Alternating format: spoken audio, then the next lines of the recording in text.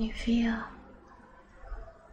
But you have forest, very large trees.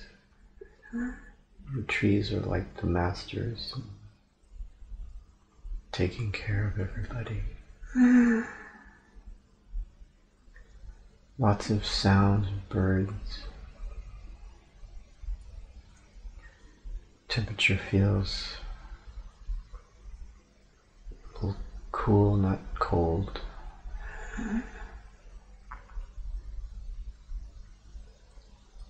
Lots of luxuriant growth. And are you inside the forest or what? Have a look where you are with regards to it. Walking among the trees. Ferns, flowers, sounds of water running. There's a stream somewhere. Connect. Maybe a waterfall. Okay. Connect with this waterfall as well. Is it behind you or in front of you or what? I think it's in front of me.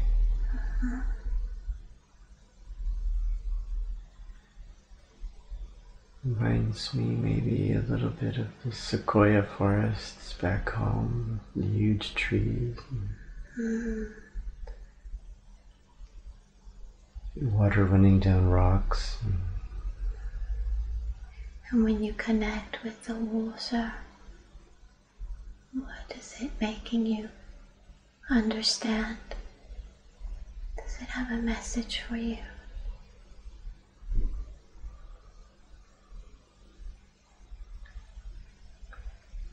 Not sure. It feels very clean, pure, cleansing.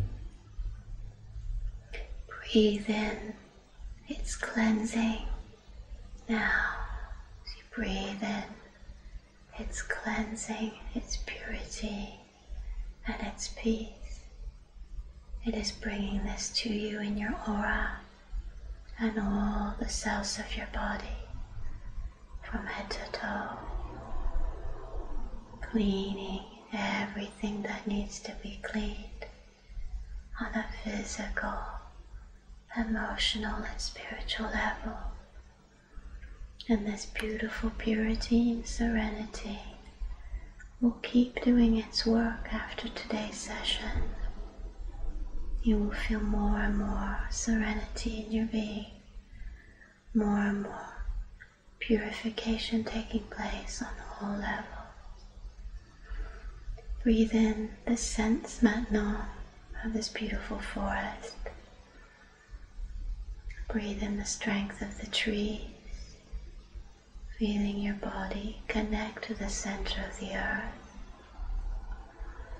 anchoring you into your life today with more and more confidence for each step you take, working in conjunction with Source and enjoy for every moment that it presents. You will feel this beautiful connection anchoring you to the earth more and more also from this day forward, giving you more and more strength as and when it's needed. Tell me, what else do you see around you?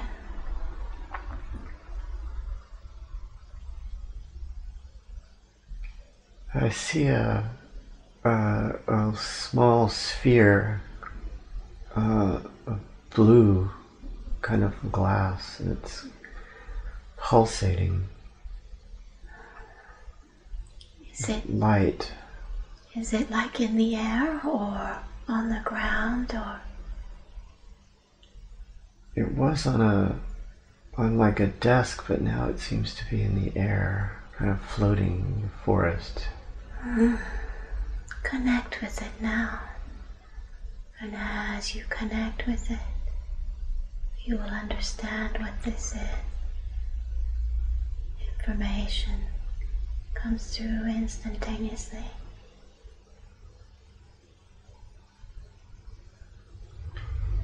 It went behind me. I can't tell now. Oh, well, you can still connect with it. What does it feel like connected to this beautiful blue sphere? Is it big or is it small? It was small. It got bigger. Mm-hmm. I might be inside of it now. Mm-hmm. What does it feel like as you're inside of it? Like waves. Waves of energy, and now I'm one of those waves. You are now one of these waves of energy. Like my limbs are... like I'm partly a body and partly waves. So, are you entirely within this blue sphere, would you say? I can't tell. It seemed like I was maybe, and then now I'm partially... I'm part sphere and part waves and part water. Yeah. What's it doing, these waves? Connect with it. You said it was on your legs. And I feel like I'm in the water, like I'm part of... I am the water. Like I'm flowing with the water. With the stream and the waterfall, and part of that water. And as you jump out of your form just an instant, tell me what your form looks like as being part of the water. Like a splash of water. Like a... I can't really see solid form except just like a splash. What does it feel like to be part of the water?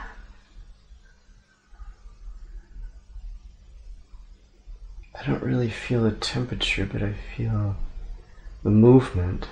And the sound of the water I hear.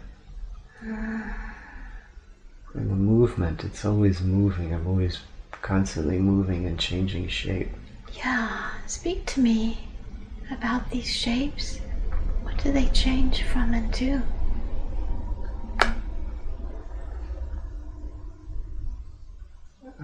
It feels very playful, like I'm in the water and then I'm in deeper water and I'm in the surface and moving around, and there's others that are moving too. Are they like you, these others? I think so. Yeah.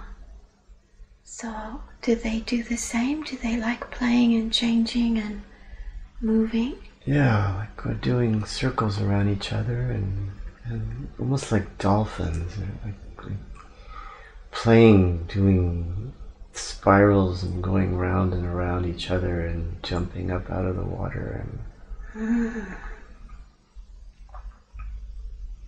or... And how do you get along, you and the others? It's like we're all one, like part of... We're separate, but we're all connected. Yeah. There's no difference in a way. And tell me a bit more about the forms you change into. What do they look like?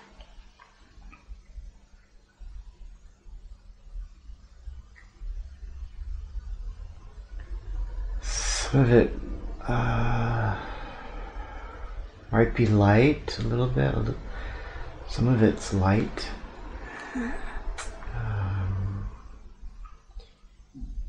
This feels like the wave of an animal that swims, not the animal, but the wave that's around the animal as it's moving. I feel like that's what I am, is the wave, the movement, the energy of the water.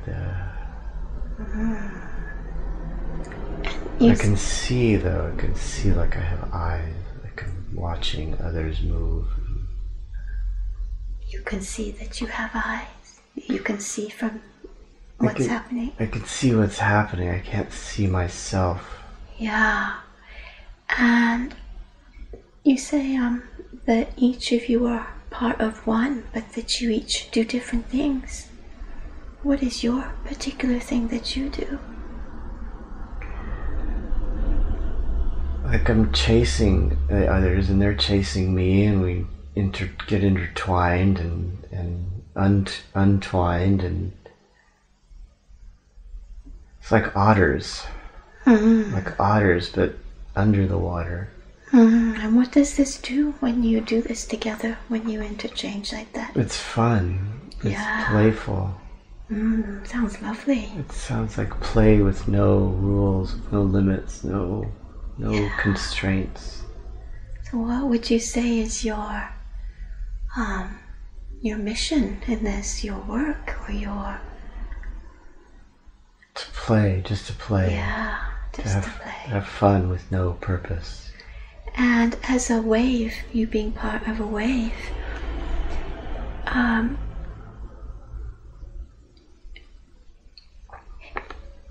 is it always also wherever you decide you want to go, or do you all just follow what's happening and go along with it? There's no intention or no goal or no end in sight. It's just to play. How do the animals feel when you interact with them? They're really happy that I joined in. Yeah. And are there any particular animals you like the best? There's I don't see animals so much as just waves, movements, but it could be like dolphins or otters or water animals or fish of some kind. More dolphins or otters, more mammals. There's no goal in mind. There's no... It's just constant twirling and moving and twisting. That sounds lovely. Just to be joyful and to be part of the one that you all are together. Just spinning around together. And your connection with the nature around you, and tell me about your connection with the other elements, like the air as well, and the sun, and the wind. And well, I'm completely immersed in the water now, so I don't even feel the air. There's light everywhere, but it's just kind of being underwater. Well, what's your relationship with light, would you say? Connect with the light? It's very beautiful. Just looking at light from underwater. And do you communicate between you? You and the light, you and the earth, and the air and the wind.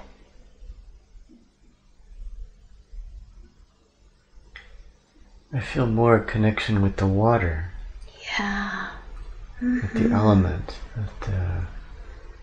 That I'm part of the water. Yeah.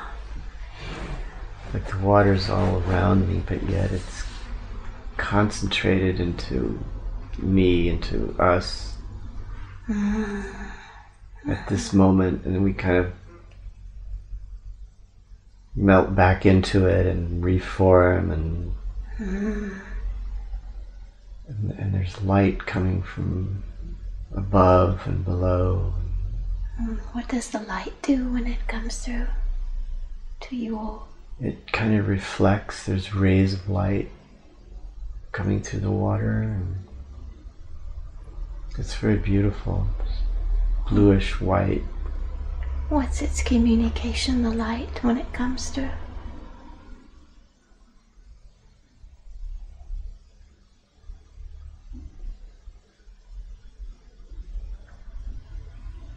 Not sure if it's trying to communicate, but it feels very gentle, and a gentle feeling. there's a warmth to it. Yeah. So let's move forward and see how your life as part of the wave progresses. We have now moved forward to another important moment. We are now seeing how your life as part of a wave is progressing now.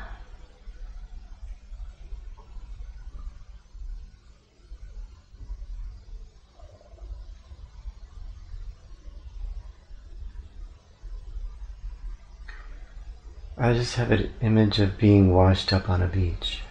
Yeah. Okay, let's have a look at that. Covered in seaweed. Covered in seaweed. And does your body feel male or female? Say the first thing that comes to your mind. I want to say male. And look at your body. Are you wearing anything on the body?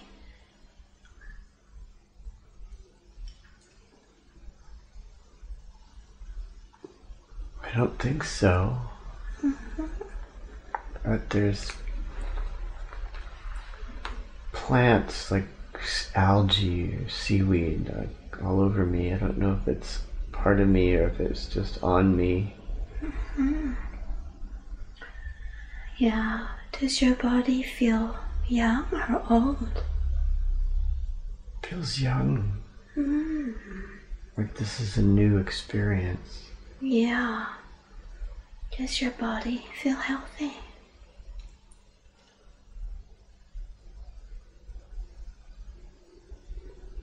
It feels heavy. Yeah. Tell me about that. Tell me about this heaviness. Well, there was a moment when I washed up where I felt like I could get up, but then all of a sudden now I feel really heavy and I can't move. Let's go back just before you got washed up on the beach. What was happening? What caused you to be washed up on the beach? I was floating. I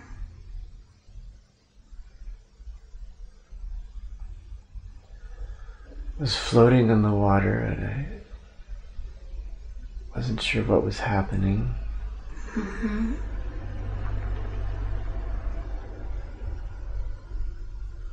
And a wave washed me up on the sand.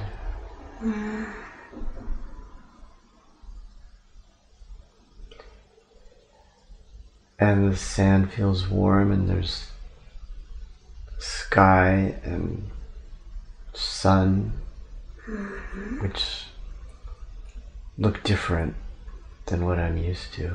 Yeah, how does it look different? Tell me about that. It feels warm, but it also feels harsh. And have a look at your face now. You can now see your face and your body more clearly. Is your body big or small or? Like a human, I think.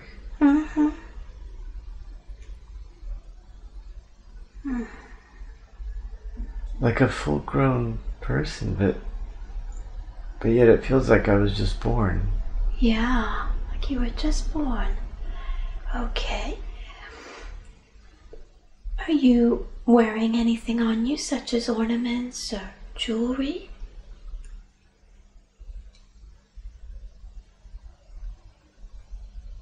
I can't tell.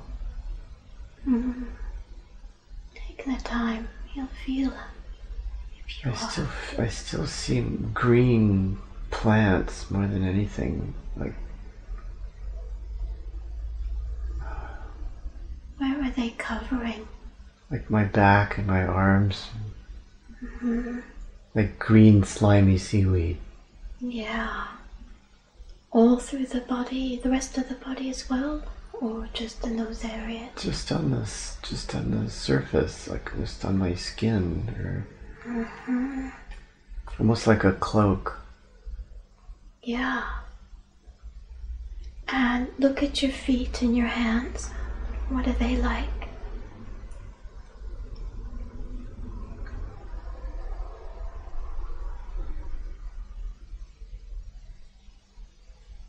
I think they're kind of just skin, but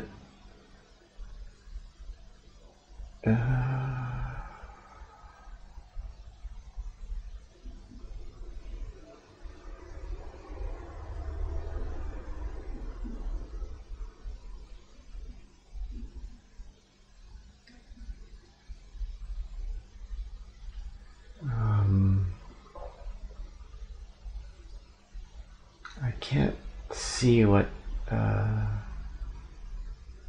You can feel it and get an impression. They say your body's like a human. And it feels heavy, you say. Tell me about this heaviness. Connect with that. And you will know instantaneously why it feels so heavy. Like it feels like weird to be walking on land. Oh, weird to be walking on land. Let's just look back before you decided to be born here. What were you doing before? You can now see information's coming through.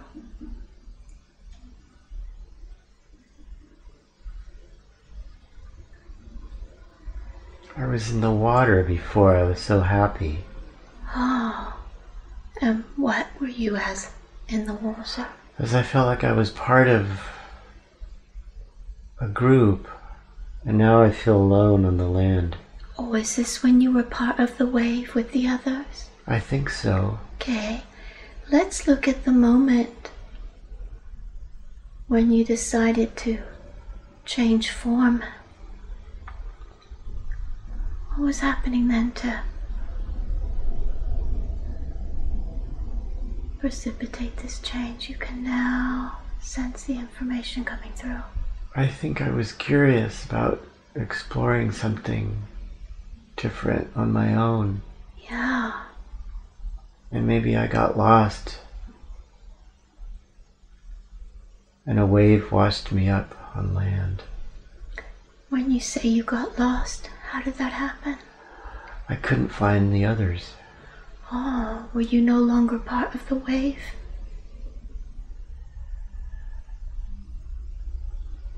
No, somehow I became separated from the wave.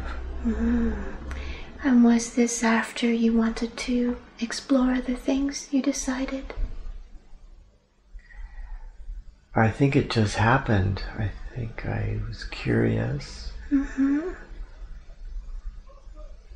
And it was dark. It became dark in the water and colder. How did you manage to separate yourself from the others in the wave? I want to say I was spinning around and I just kind of spun off in a direction and I got separated. And then I got carried away. Okay. And what happened in that moment as you got carried away until the time your new form, your new body was formed? There was darkness. Like I was in deep water. And I felt alone wasn't with the others anymore. Mm-hmm. I felt alone.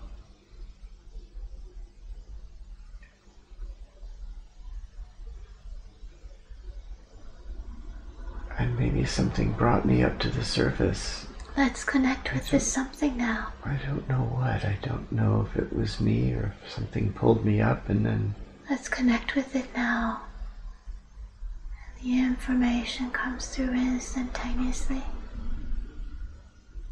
What is this thing you connected to that helped you be pulled up again? Well, the first image I see is machinery. Oh, okay. Mm-hmm. Like I got pulled up.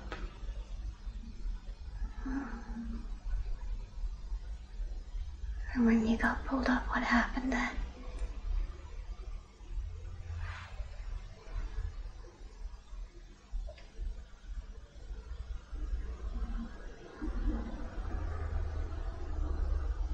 Look at how your form changed from one form to another.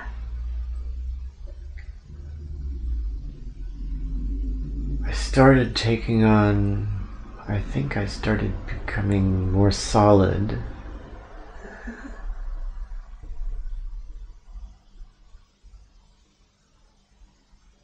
Because of this machine?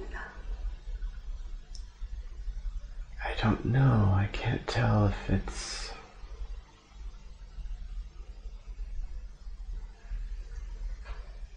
To see the images coming through now. Can you tell me a bit what this machine is like? Trying to go back to the darkness. Mm-hmm.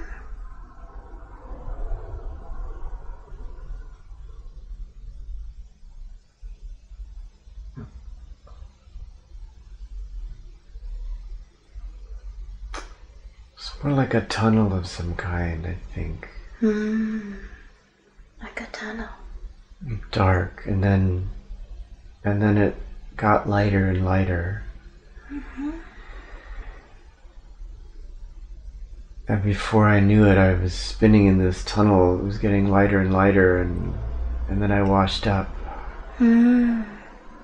Connect with this tunnel now, and the light within the tunnel. Tell me the first thing that comes to your mind.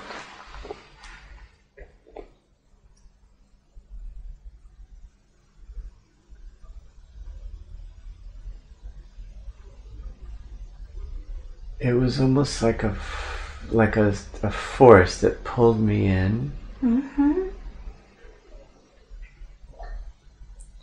With a spinning motion.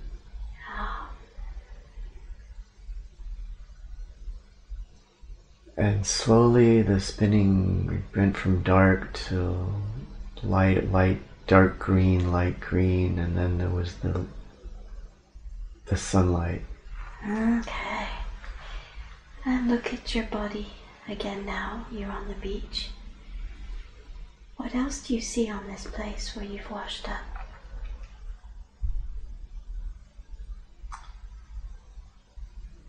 It's a beach with, I don't see anybody else. I see trees. It's very green. It's warm. The weather's warm.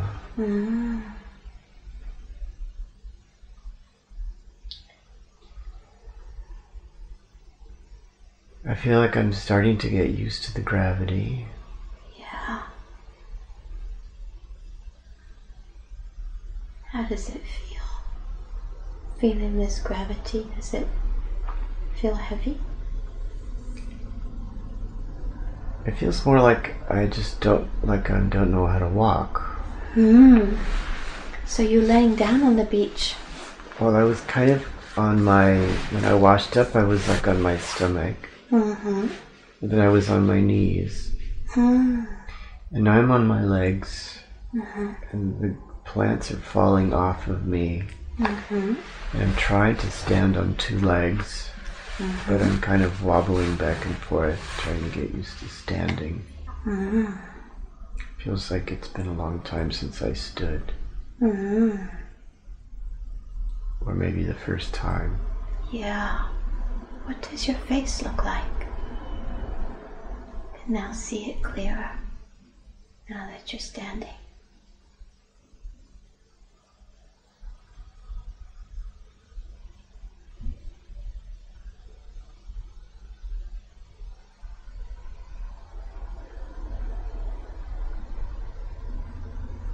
I think it feels kind of human. Kind of long, maybe. A little long.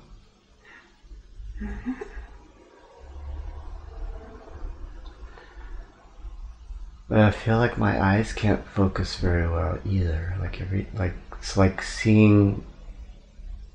It's like opening your eyes underwater. Everything's kind of fuzzy. Yeah. Except I'm doing that on land. And it looks fuzzy. Everything looks fuzzy. My fingers look long, and I feel like I have to get used to it. Yeah. So watch what happens as you get used to it. And as you move forward, see what happens as we move forward more and see what we decide to do.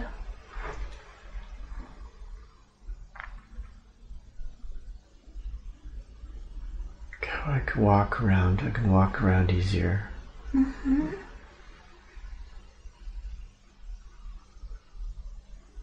can you hear any noises or feel anything around you?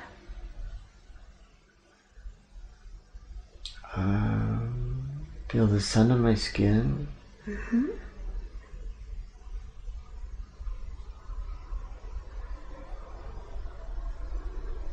Wind. Leaves.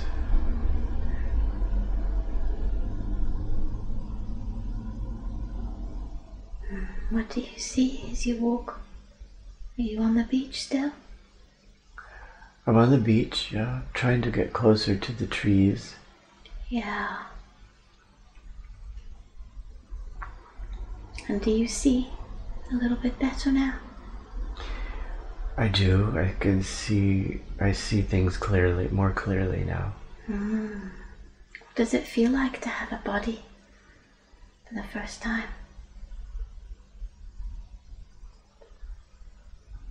Well, it feels okay, but what's weird is I feel alone. I feel so alone. Yeah. Do you miss the others with whom you were? I do, but I'm also curious to see what this feels like because it's unusual. It's different. Yeah. So let's move forward a bit. We've now moved forward to another important moment in this life we are observing. We have now arrived at another important moment in this life we are observing. What do you see and feel now? What's happening?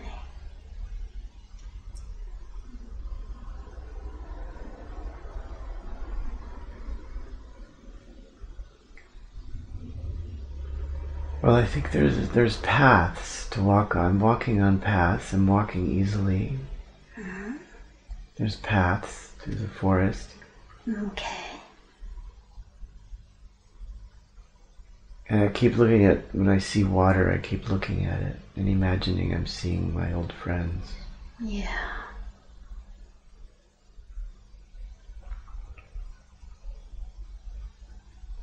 And I think they're there in the water. Do they know that you're here? Yes, they do. What do they think of that?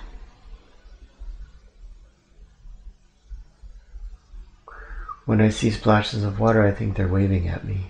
Ah. So they're there while you're living this new form? Yes, they're part of it, but yet we're not connected. I feel like I can see that. I know they're there, but I can't really feel what they're feeling. So they're aware that you've come to, out of curiosity, to live this experience, and they're sort of connected to you with regards to it. Mm-hmm. Okay. Yeah. So let's move forward until something's happening. See. Now move forward and something else is happening now.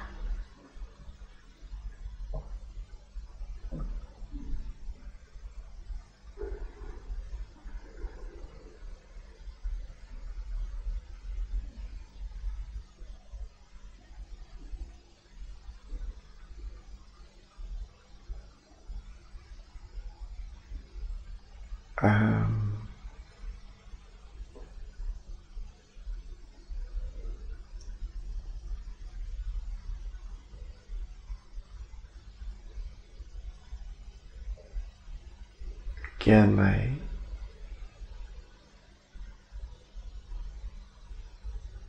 not always sure it's imagination or... Imagination's the same thing, so just go with it. You can trust it. Tell me your imagination, it's the same thing. It's all connected to source. What are you? I hear in others. Yeah. Tell me about that. Keep talking. And as you keep talking, more and more information comes through.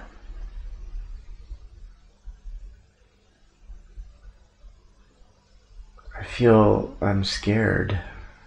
Not sure what to expect of these others. Are you still in the forest? Yeah, I'm on a path, walking. Okay. What sort of sounds are they making? Like drumming or sticks. Sounds like primitive tribal sounds. Okay. And I kind of freeze. I don't know what to think. I don't know if I should hide or I don't know if I should see what they are.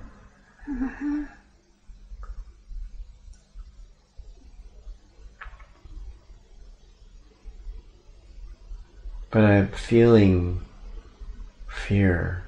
Okay. So how do you react to that? Let's move forward and see what happens. I think I hide. Yeah. And they pass by and they look scary. They look kind of aggressive. I see. So you pass by while being able to see them? Yeah, they run. I hide behind a tree or something and they run by. Yeah, what do they look like?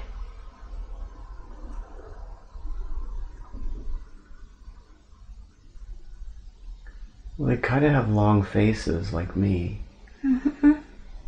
They look like me. But they're in a group. Are they men? I think they are. Are there any women there? No, I don't see any women. What are they wearing anything? Or? Yes. Tell me what they're wearing, what sort of clothes or They have like ornaments? leaves and wood and things that they've made from plants and have it on themselves. And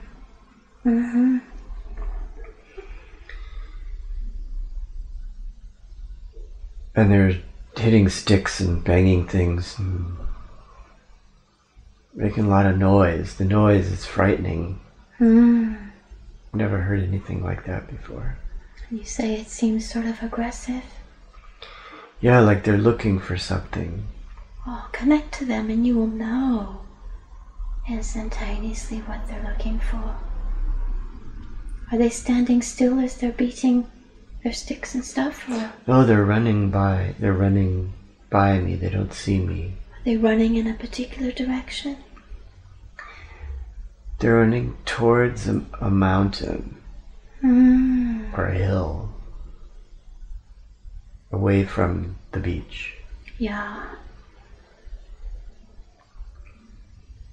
Connect to them and you will know what they're looking for and why they're running towards the mountain.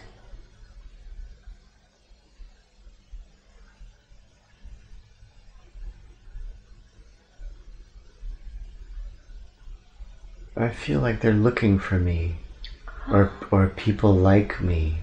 I see. And why is that?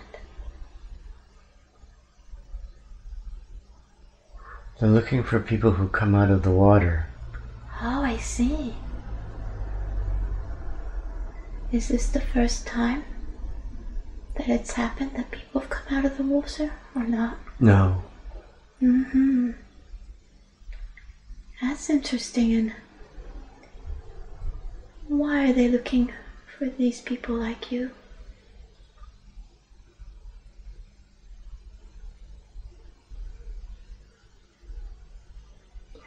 I don't know yet. I don't know if they want to turn us into slaves, or if they're trying to help us.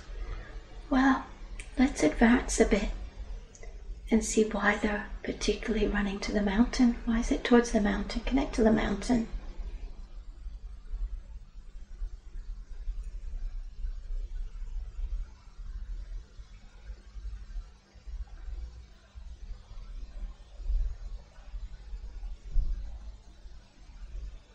Say the first things that come to your mind.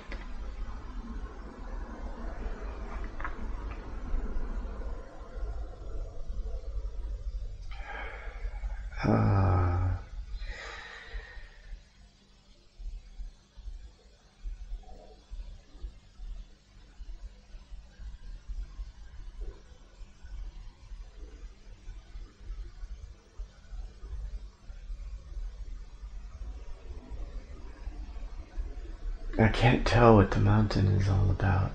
Yeah. What are they doing now? This tribe.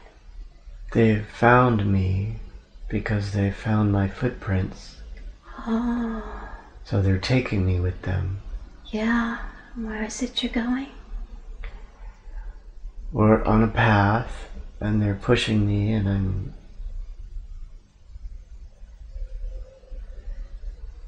I'm scared, but they're not hurting me. Mm-hmm. Okay. So let's advance and see where you go to. We've now arrived at the place.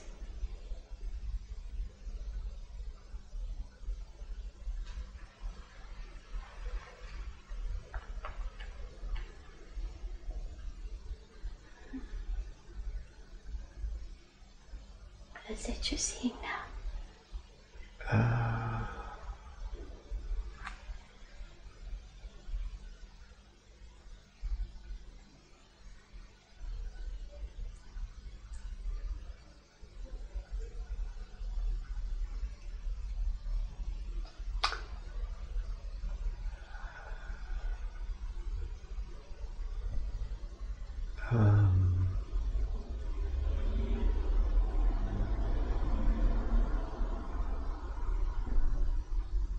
There's more people. Mm-hmm. In the tribe. Yeah. Mm-hmm. And they're in groups. Mm-hmm. And they're in circles, and in the middle of the circles there's what I think are people like me who just came out of the water. And do they look like you? The others like you? Yeah. And where are you all now? It's like a clearing. Mm-hmm. It all looks very tribal, like a clearing. Mm-hmm. Among the trees in the forest. Mm-hmm. Surrounded by the forest and the hills behind. Mm-hmm.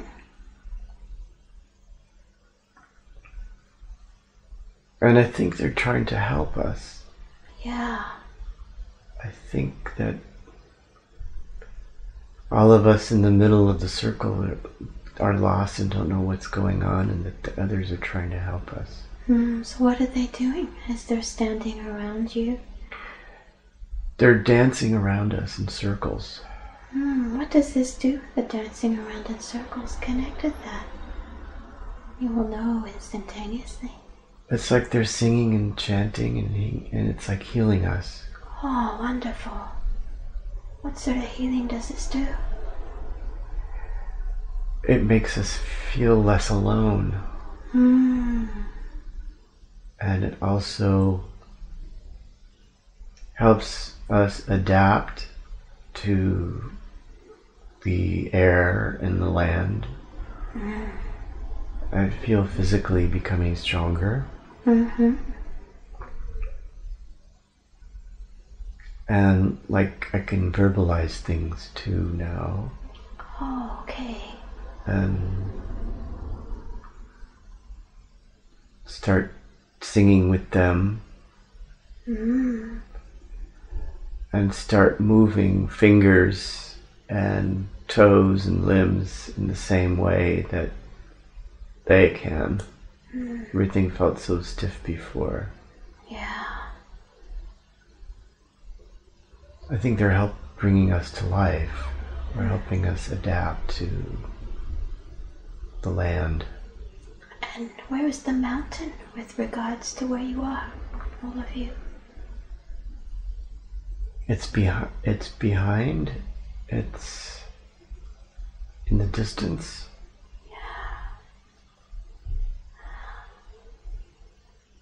So let's see what happens. I keep looking at it because I've never seen a mountain before. Yeah, what's it look like, this mountain? Green. It's all covered in green. When you connect to this mountain, what is its significance, would you say? It feels like a mother. Like a feminine energy, like very strong.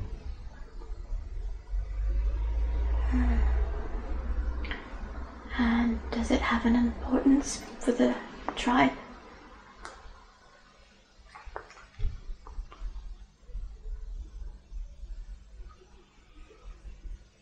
I'm not sure. I think it might. Connect with that, with the tribe, and you will know.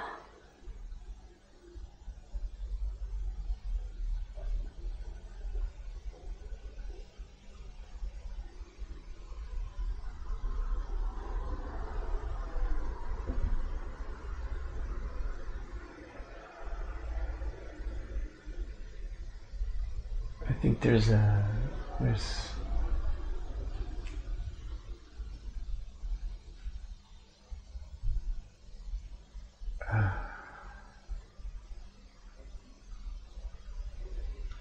Go ahead, say everything that's coming through. You think that there's...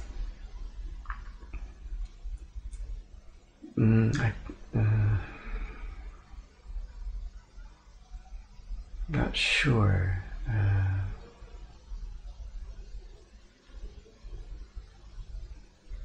Just say whatever it is, and then we'll know. Maybe the mountain that's like watching over. Okay, and the tribe. The tribe has a reverence towards the mountain. Yeah. And with you now being healed within this circle, what's happening now? Being brought to life. And now I'm dancing with them. How does this dance happen? What do you do as you dance? What sort of dance is it, would you say?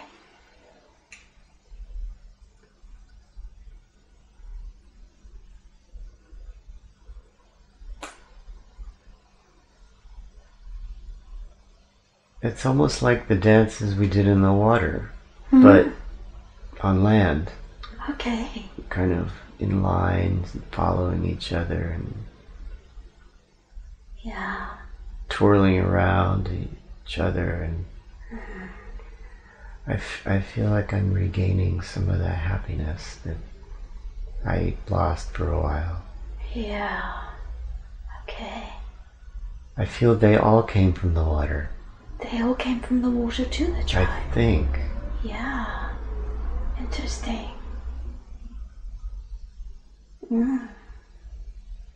It feels okay now to be part of that. Yeah. So, let's advance and see what your life becomes now that you're part of them on land. We've now moved forward to see your life now that you're part of the tribe on this land.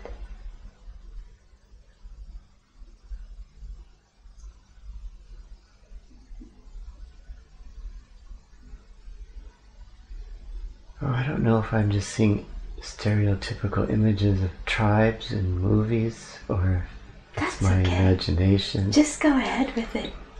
I feel like we're sitting around eating. There's women also, kids. Oh, are there kids? Am I just making that up? Just go ahead. If you think you're making it up, it's still coming from the superconscious. What sort of things are you eating? Like fruits. And how are you getting along with the tribe? Fine. It doesn't feel like there's language though to me. So how do you communicate between each other? Through movements. There's not much of a need to communicate. It just seems like everybody kind of loves each other, and kind of like in the water, you just know what you're gonna do. You know what each other are gonna do. Right? Do you have a particular activity that you do every day? Have a look. I like to collect fruit.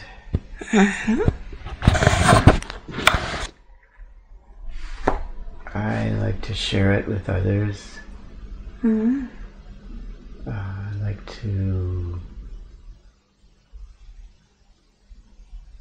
I like to build. Well, we don't really have any buildings. What sort of things do you like building? Like little tents with sticks and things. And what are these? Or ladders to climb up a tree. Yeah. What are these tents used for? To sleep in. Yeah, do you have a tent for yourself? No. I don't think so. Let's have a look. So see where you sleep.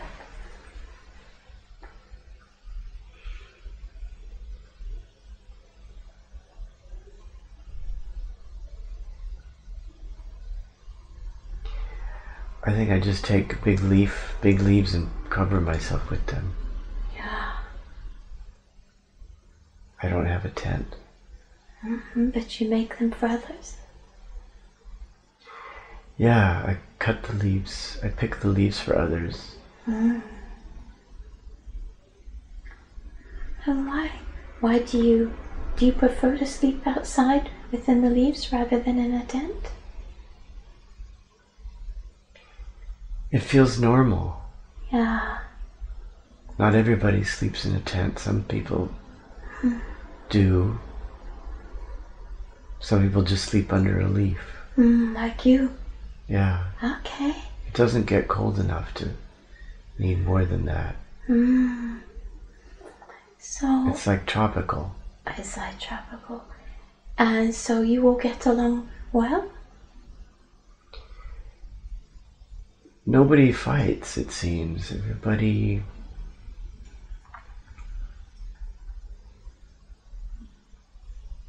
It just seems like you know what to do. Without any arguments or problems. People just... If you want to eat, maybe we communicate, maybe it's telepathic, I don't... Connect with that and you'll know instantaneously. Connect with the others. I know when I'm hungry, somebody gives me a fruit. Or I just get one. Yeah, so there's a telepathic information when someone brings you a fruit, would you say? I think so. It's just, we're all just kind of connected. And Or if somebody's afraid or feels alone, then other people go be with that person. that sounds lovely. And let's move forward to another important moment. You're with the tribe. Let's see how your life progresses with them. Let's go to another important day in this life with your tribe. We've now moved forward to another important day. What are you seeing now?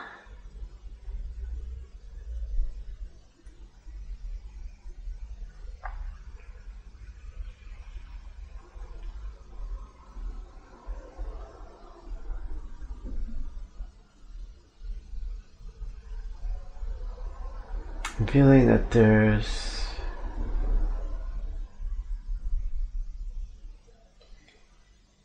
a lot of happiness, a lot of time has gone by.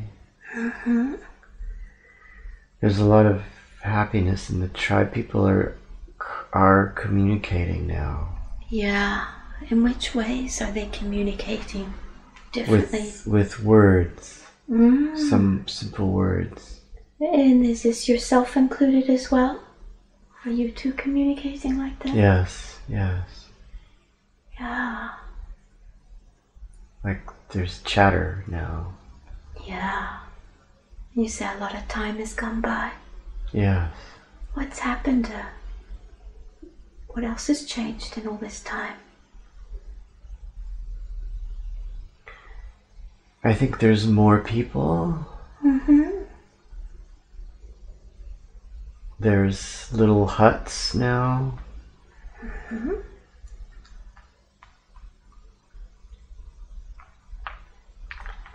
There's people growing things, like vegetables, fruits. And what's changed for you in all this time?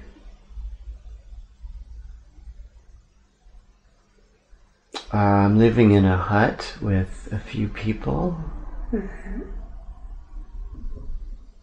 I'm sleeping inside. And what is your relationship with these people?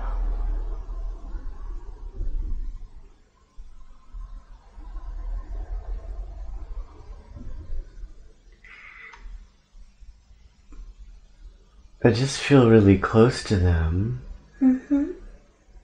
We do things together, we eat together, we take walks together, we sleep together. It doesn't feel like there's any formal like marriage or things like that. There's none of that. There's just people just kind of form very casual relationships with each other. Nobody seems to care. And are you happy? Yes, I'm extremely happy. Yeah. And is there anything particular that you do? What is your role in this tribe? Do you have a specific role, would you say?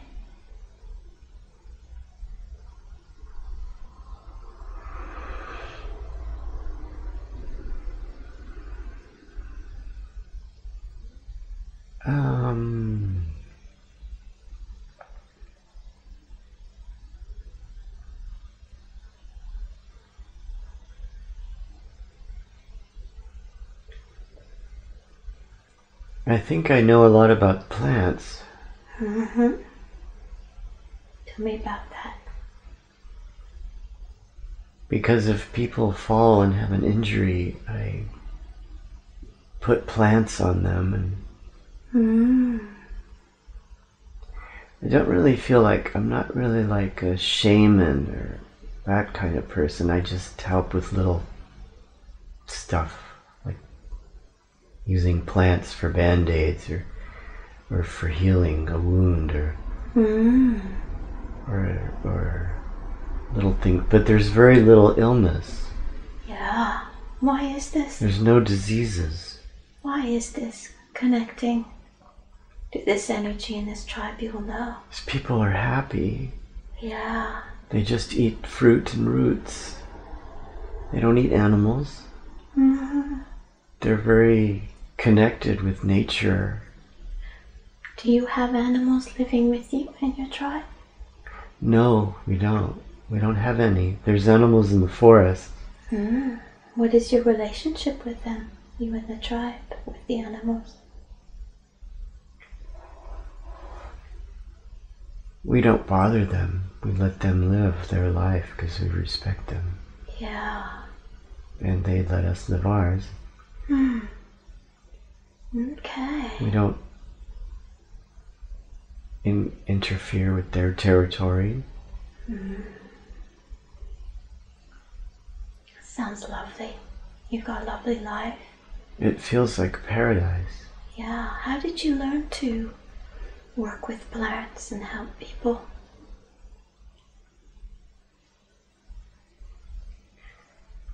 They taught me. That was before we spoke. Yeah. When some of the people just showed me which plants to use. Do you like doing that? And also I could just tell by going to the plant if it would help a particular problem. It was almost as if the plant would communicate with me. Yeah. That sounds very interesting. I think a plant, if I needed a particular plant for a problem, I would go to the plant, and if I touched the right plant, the leaves would glow. Interesting. Yeah. Okay, so you're living this beautiful life with this tribe. Now I'd like you to leave that scene and go to the last day of this life we are looking at. We have now gone forward to the last day of your life in this lifetime we are watching. If you wish, you can watch this last day in a detached manner as an observer. We are at the last day of your life. We are watching. What is happening?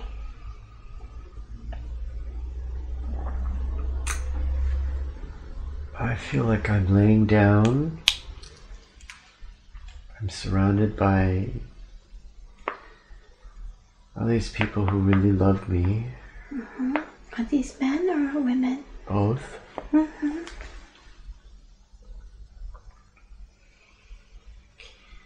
And I know I'm gonna die. How do you know this? Because I'm very weak. Yeah. What's happened to make you weak? I'm just old. I see.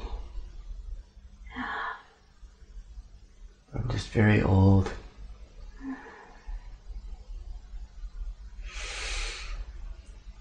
And how do you feel I this year? feel very emotional because I'm not sad.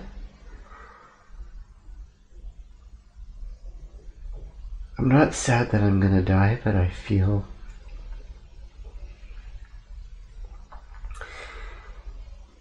so much love from all these people. Yeah. I'd like you to anchor that beautiful feeling within you. And this will stay with you. This feeling of love and belonging and always being surrounded by love and belonging. Let's have a look as you leave your body. How does this happen? Your transition.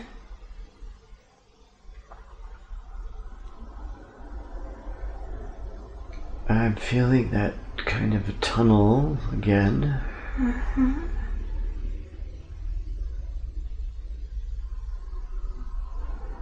What's this tunnel like? It's like a swirling, it's like that same tunnel when I was in the water coming to land. A swirling motion. And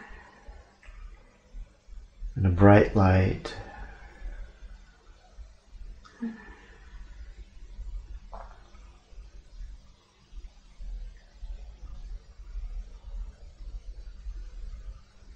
And then at the end of that light, it's like I'm a bird. Yeah, what sort of bird?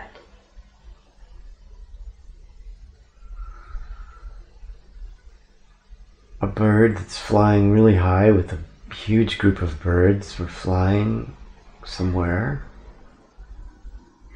Before we continue with that, can we just go back to the moment just after you've left your body in the tribe?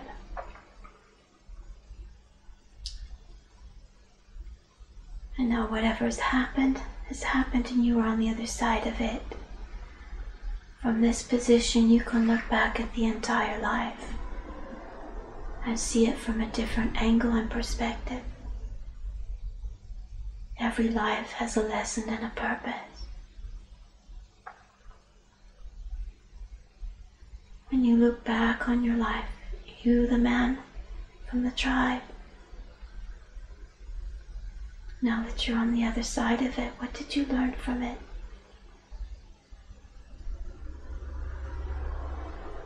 Well, at first,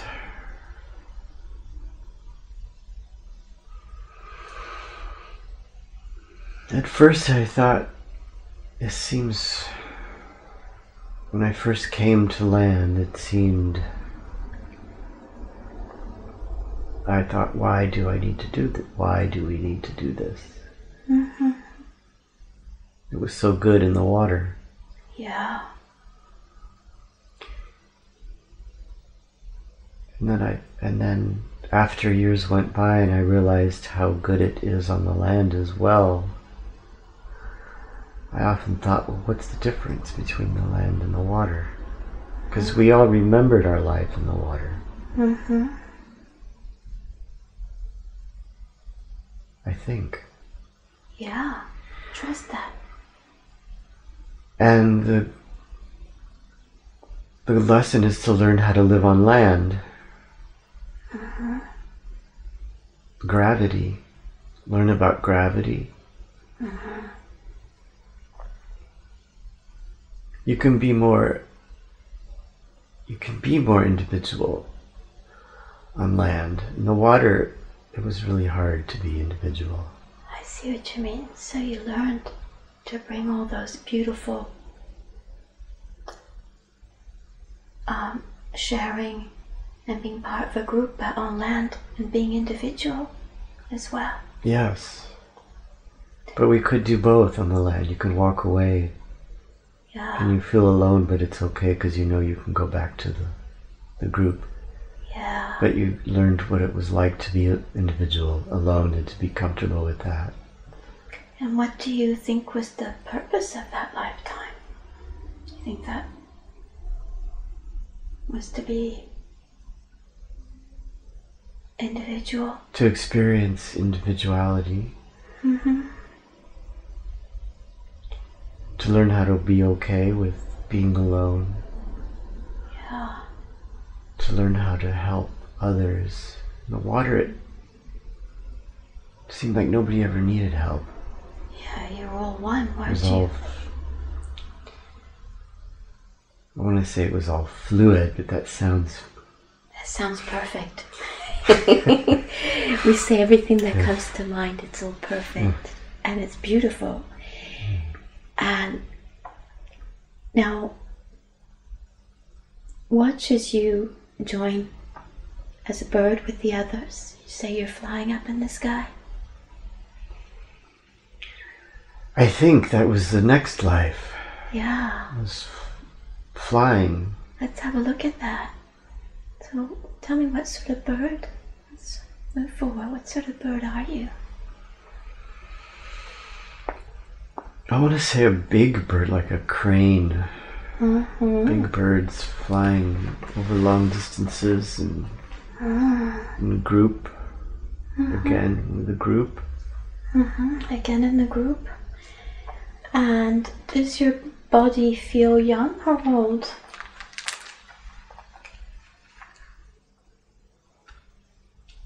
Doesn't feel like I was just born, maybe, but I feel young, I think.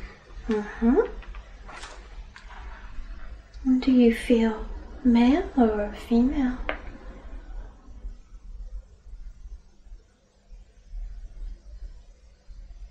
I can't tell. Be the first thing that comes to your mind.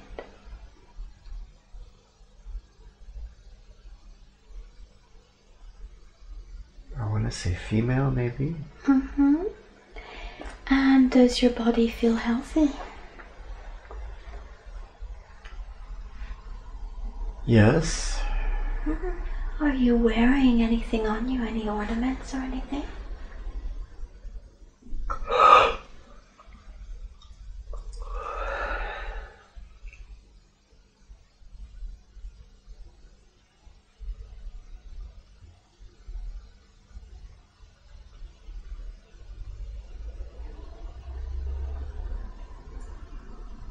I can't tell if I'm a real bird or if I'm a fake bird. Oh, what do you mean? A human flying. Well, let's have a look closer. Are you carrying anything with you?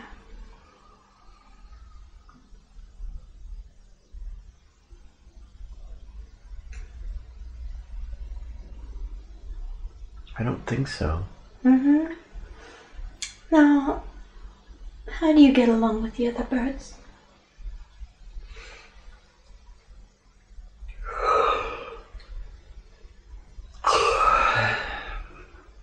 Well, we're flying together, so I know that we're all mentally kind of in sync. Yeah. We have to be.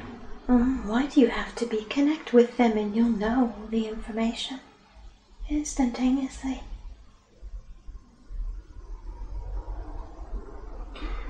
Because if there's a change in direction, we all have to do it together. I see. Why is it you have to do it all together? Because we're flying somewhere together. We have to do this together. Yeah. It's too hard if you break off and get lost, then it's really hard to survive. And is there a place where you live?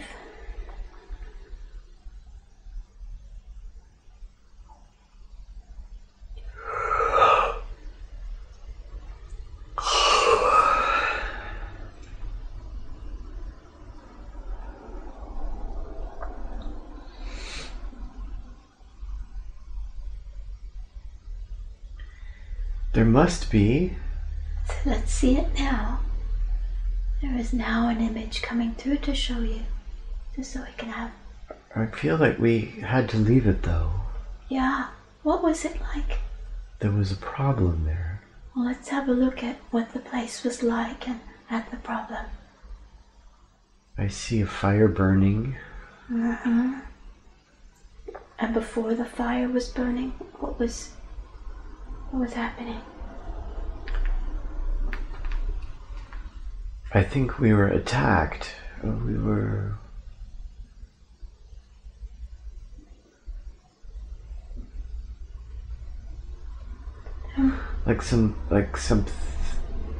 some things or some people or animal wanted to drive us away.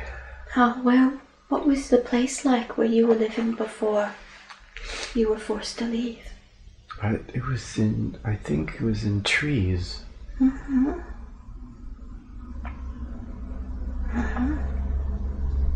had big nests in trees, and these people were burning the trees and... I see. Chasing us away. Okay. So you all had to leave together? So we had to leave together, and I think we're looking for a home. looking for a place to live. Yeah. And you say it's important you all stay together. We have to. Yeah. Tell me, are you many in number? Less than 50. It was like a small village. Yeah. And what is your role within your group?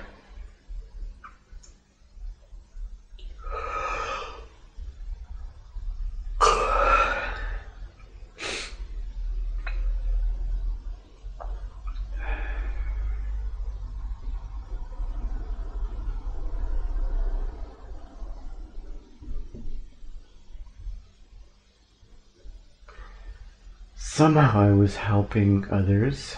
I see that. The information's coming through now. Say the first things that come to the mind. I was helping with wounds again, with healing. Oh, wonderful. Plants, I was showing them plants that were healthy, plants that would heal wounds. You were showing this to who? The other, I want to say birds. Yeah. So you were teaching them as well as you doing the healing? But we weren't really birds. We're like birds, but we're people. Oh, okay. Tell me about that. It doesn't feel right to call us birds somehow, but yet we were like birds. What is your body like? Well, I have wings. But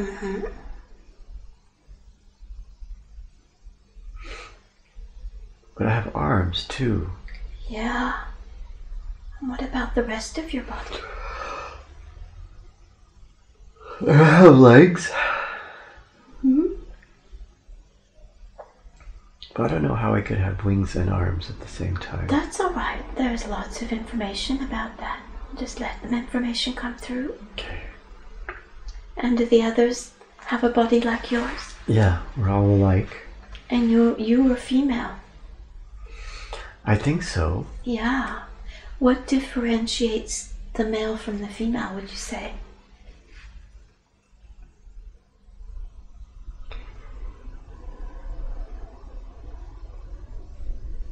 Well, the female gives birth.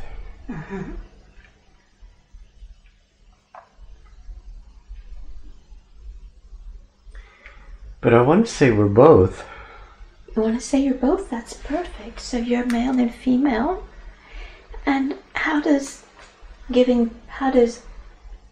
birth... think it depends who we mate with. Yeah. We can be female or male.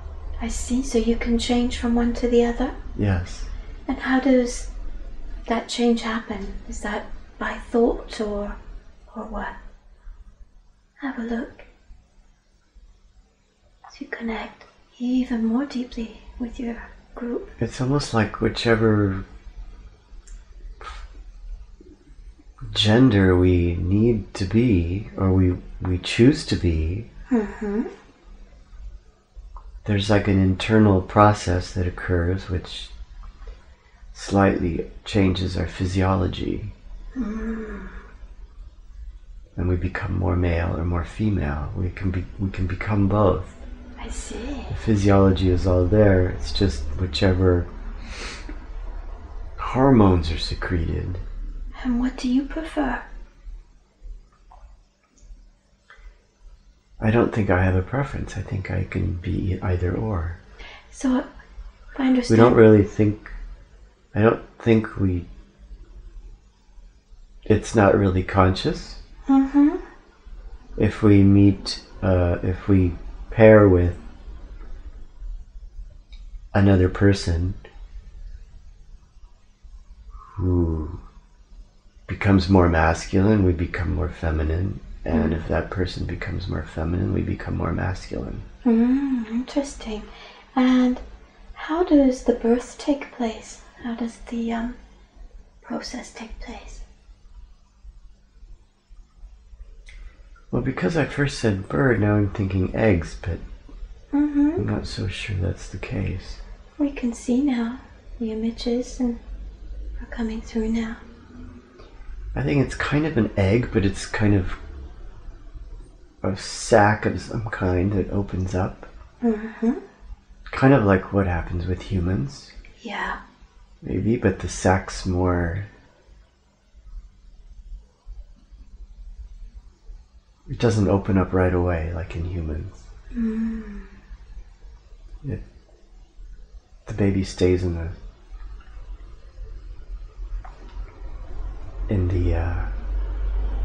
kind of a clearish sac for a longer period of time. And let's move forward to see where it is you go. All of you. It looks like we found a place to nest in mountains, far away from other people. But it's cold, there's snow, and we're not used to cold weather. Yeah. But we might have to get used to it too. I think this is not the first time this has happened. Yeah, that you've been forced to move away. Yes. And when you connect to this place, what planet are we on, would you say? It's not Earth.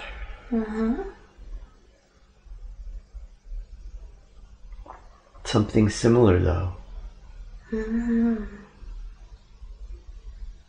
But we've never been off the planet, so we don't have an awareness, I don't think, of other planets. Okay. I don't think we do. As we move forward, let's see how life progresses for you.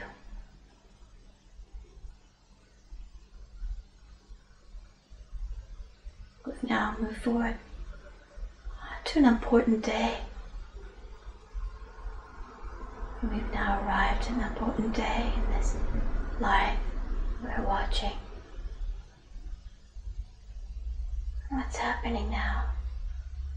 What do you see?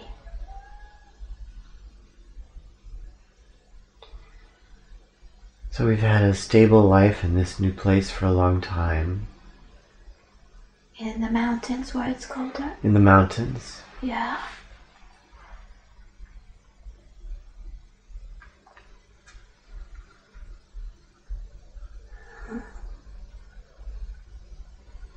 And it feels like something's about to happen. Tell me about that.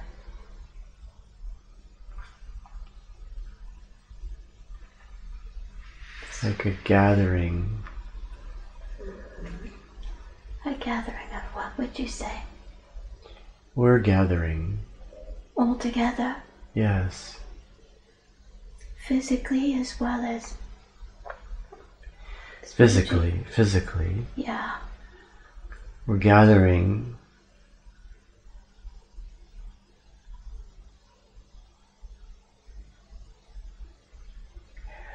I think because some of the people want to leave and some want to stay. In your group? Yeah. How do you feel about that?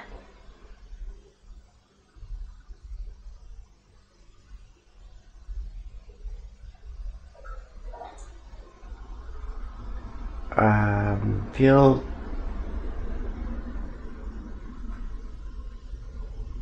torn because we have a stable life where we are, but yet we know that can't last forever, and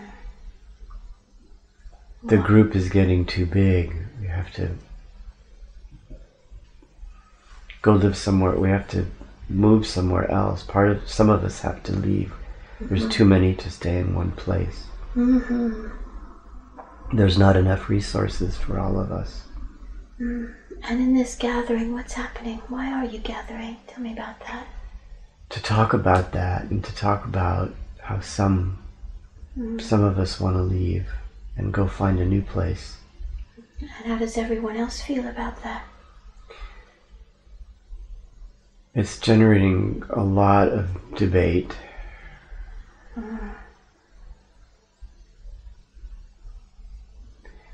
Because it's a big change, but everybody more or less agrees that some of us have to leave. Okay.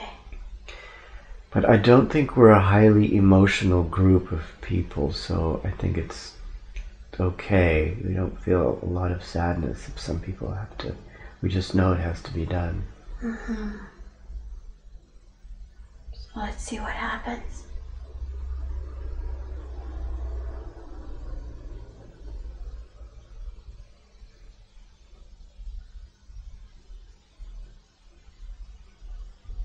So I decide to leave with the group that's leaving. You decide to leave with them? Yes. Why do you decide to leave with them? I'm also curious. Yeah, so it will be like another adventure? Yes. Okay. Not a lot of us are curious. I want to say the bird people. They're not that curious. Yeah. Okay. So let's leave that scene and let's move forward to another important moment in this life we are watching. We have now moved forward to another important moment. What's happening now? What do you see?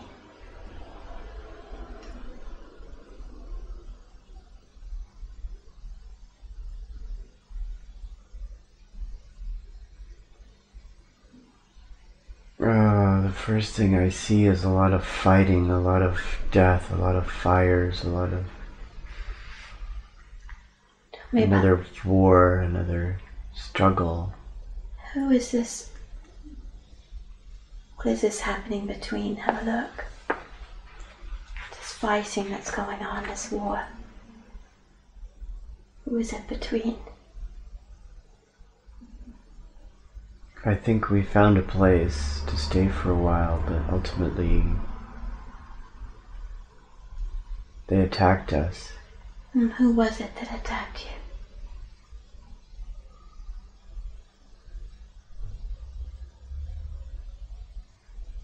Well, they can't fly. Can see them now, an image of them. They're like they're people who live on the land. So they can't fly. And when you arrived there, what happened at first, when you first arrived before the fighting and the wars?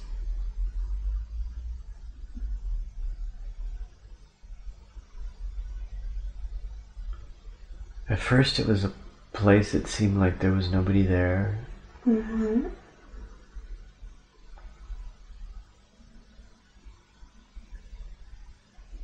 And we thought it might be okay to stay here for a while. Yeah. So we stopped and started building some nests, and then they came. What do they look like, these they? Oh, you said they're like human. They can't fly.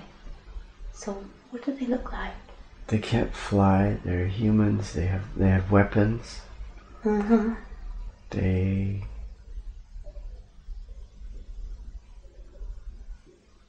seem angry. Do they communicate to you? Yes, they shout. Yeah. How do you react to that? All of you. Well, we're not used to that kind of anger, so it's shocking at first. They want us to leave. We don't understand why we can't share this with them. Yeah. Do they explain? No, they don't. They just tell us to leave, and they start throwing things, and then they start setting fires to the trees that we're in.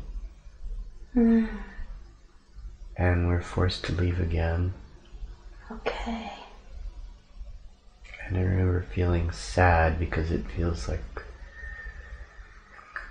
so many places we go we're not wanted. We're always having to move, always having to leave. Okay.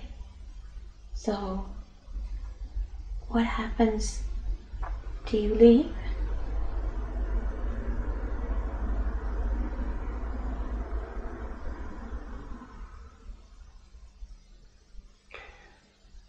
I think for the first time ever, we decide to fight. Okay, what does that entail?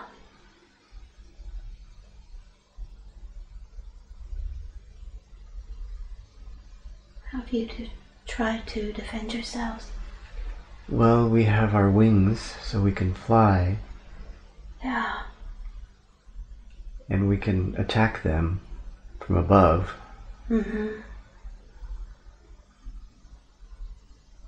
So I fly down, pick them up, and drop them.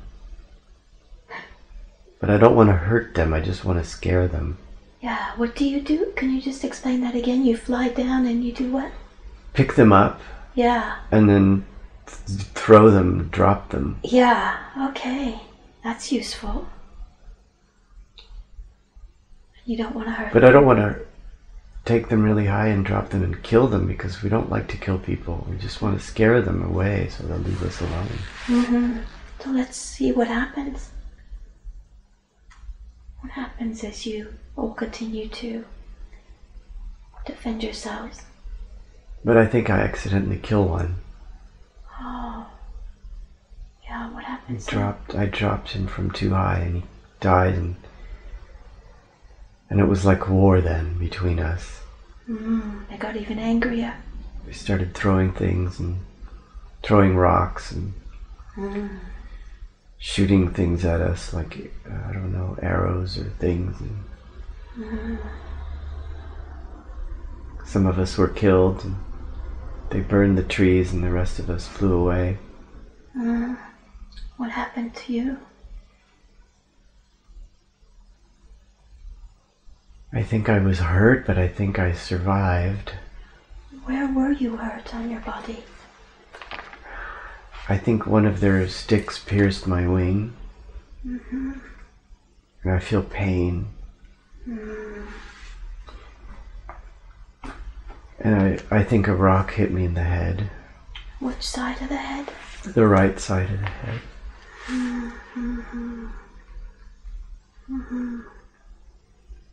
And I think it's the first time I felt that much pain in my life. Yeah. So what happens afterwards? Let's have a look, let's move forward. Well, the few of us that are left, we find a place to rest up in the mountains and heal and help each other heal. And how do you all feel? Really sad. Yeah. Like we don't know what to do. We don't know where to go. Cold and hungry.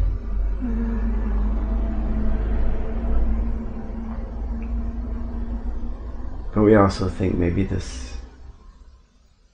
we have to fight more. Yeah. Because it's not fair that they always chase us away and always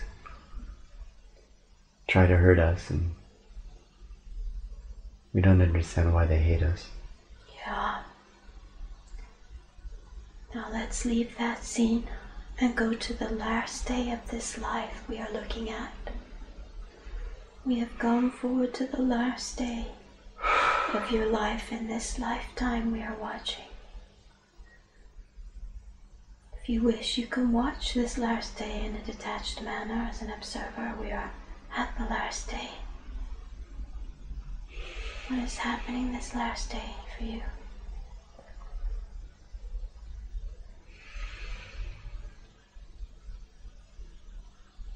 I feel like I've become kind of a warrior. Tell me about that. Well, we were just fed up with the people who scare us away, so we trained ourselves to be fighters. Mm-hmm. And how do you fight now? Until now. We attack. We kill them.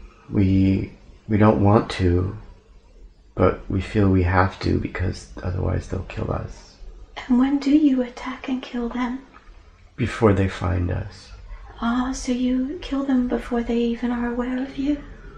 When we see them coming, there's some of us who watch, and we see them coming, then we leave before they can find us, and we surprise them. We drop things on them, we cause chaos among them, and we became very good at that, and we usually won. Yeah. But they developed weapons, and I was killed. And I fell to the ground. Where were you hit?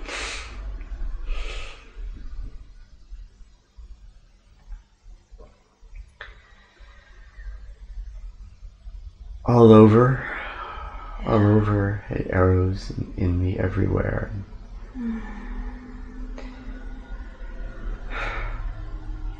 how are you feeling? Now that you were dying, how are you feeling? Sad as I see my friends flying away. Now let's move forward to But they can't help me. I know they can't help me. They'll get killed if they help me. Yeah. And now that you have left your body, tell me about this sadness.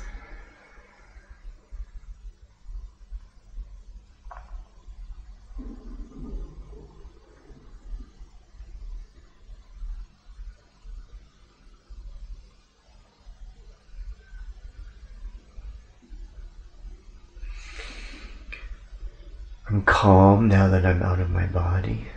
Yeah.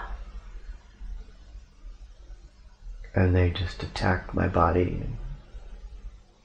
And their anger. Cut it up.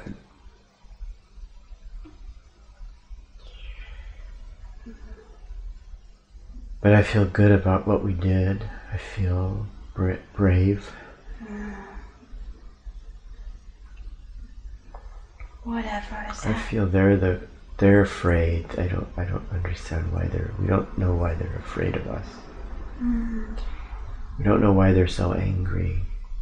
But we feel like that's the way the world is becoming. There's more of them than there are of us. It wasn't like that before, but you became in that mode of having to defend yourselves, didn't you? And becoming to the point like them, weren't you, at one point at the end? Yeah. And we're going to become extinct because of them. Now whatever has happened has happened. You were on the other side of it.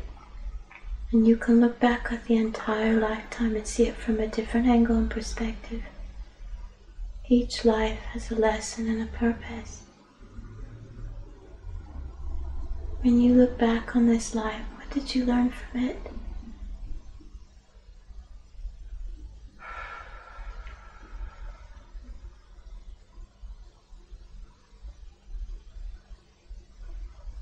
Learned how to fight. Yeah. How to be brave. Yeah.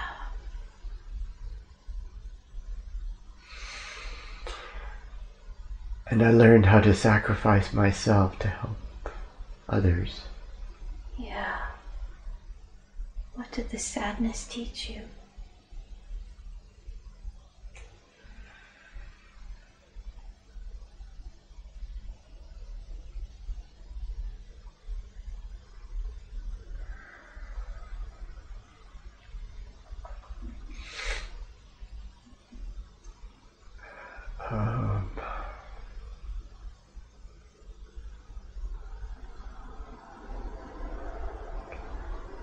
It's okay. It's okay to be sad.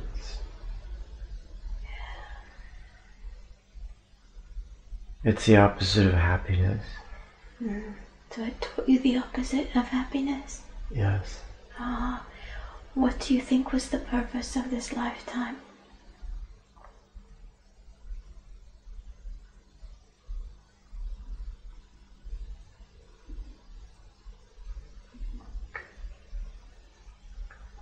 To learn how to be brave, to fight, to be courageous, to fight for what we believe in. And what is the best way to fight now that you're on the other side of it and seeing it from a different angle?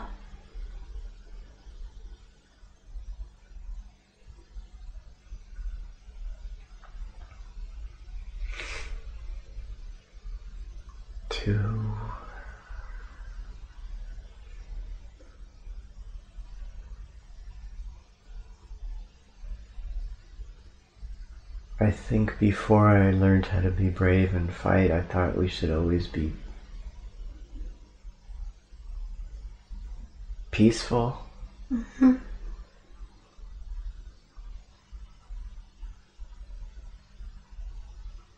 But when people are threatening you, I think it's okay to fight back. I think it's okay. So I was learning the balance between the two? Yes.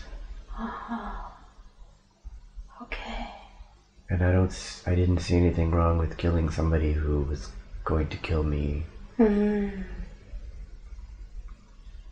I didn't want to do it though. Yeah. Understand. I wouldn't do it. Just like they did, just because I want something they have. But I learned not to let them take, not to let them think what they, what am I trying to say? Just not let them steal from us. To defend yourselves. Yes. But at the same time, not to fall into the other extreme. Yeah? Yes. I'd like you to take a deep, deep breath, and as you breathe out, you feel yourself becoming lighter and lighter. And you are moving up, up, up, from time and space to the beautiful place we call in between lives. We are moving up and up and up. And in this beautiful place, I'm now calling your guardian angel, who came with you when you were born as Mark, and who will stay with you your entire life. Your guardian angel is now with you. You can feel their beautiful presence. Tell me what they look like.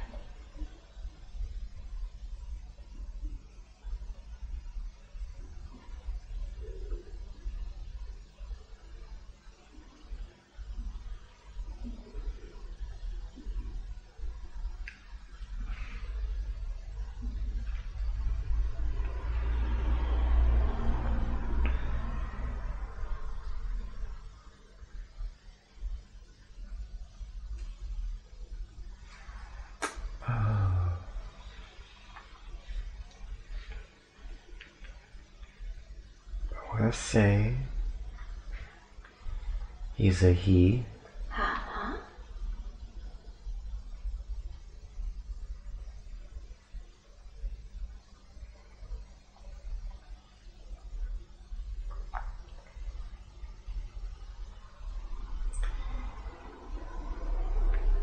Protective. Maybe darkish hair.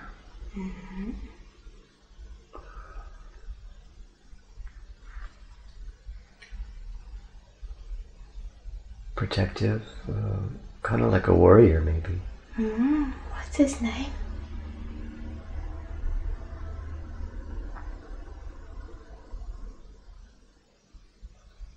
I don't know. If you ask him in your mind, he will come through with the thought, feeling of what his name is. He also communicates in that way. To say the first thing that you sense and you feel from him.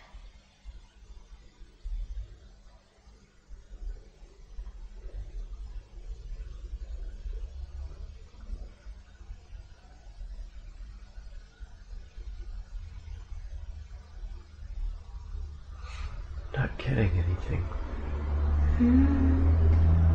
He will show you now a name.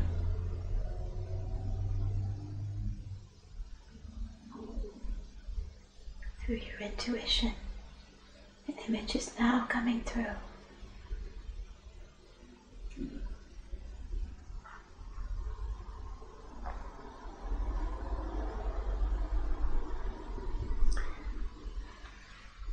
Well, the first kind of image or name, I saw kind of a flash of red, and then I saw the name Ruby. Ruby, okay. But I think of Ruby as a woman's name. That's okay. Sometimes the angels, they appear masculine, but they also have a feminine side. Ask Ruby if this is the case. Just go with the feeling. That's how she communicates as well. She. Well, I feel there's also a sense of humor in it too. Yeah.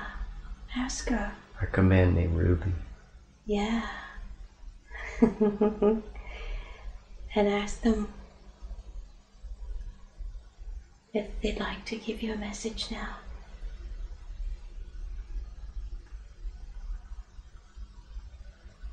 Ask Ruby what he'd like to say to you. You can say everything that comes through the mind. Just repeat everything that comes through. Ruby says he's changed his name hundreds of times for me. Oh, why is that? Until he found one that I laughed at. Oh. Ask him why that is. Why did he want you to laugh? Because the others sound too Greek or Babylonian or something. And ask Ruby why the sense of humor of showing is a male with a female name. Because he said I understand campy humor. Oh, great, okay. Yeah. And ask Ruby what his message for your life is today, what he'd like to tell you. Well, I just had this image of him handing me a sword, But then I asked him, does it have rubies in it? Yeah, what did he say? He says, if you want to, I'll put them in. Hey. Like a protection. Yeah. That why he's handing this sword to you? Ask him. Yes. Why does he think you need this sword? To protect yourself.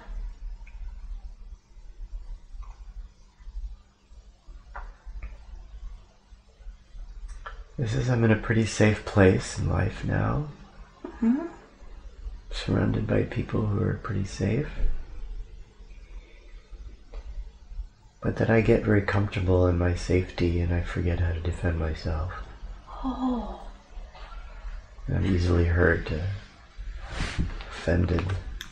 And that the sword is a symbol of bravery and remind me who I am and to stand up for what I believe in and not let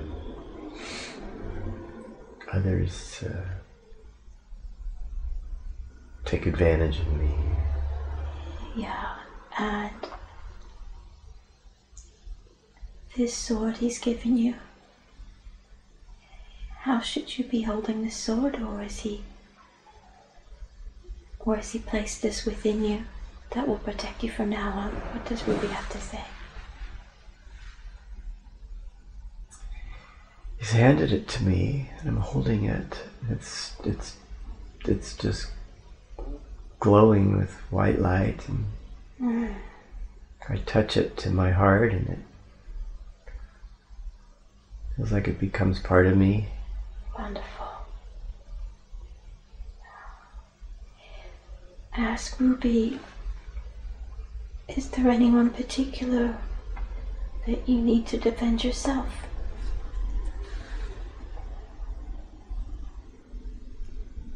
from?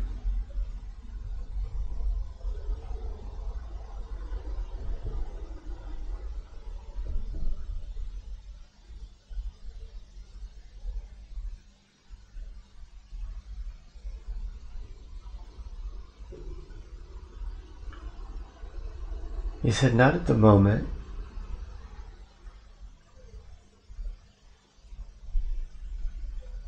In case you ever should need it in the future. Mm-hmm. And how will this work, this sword, in the future, if ever it is needed?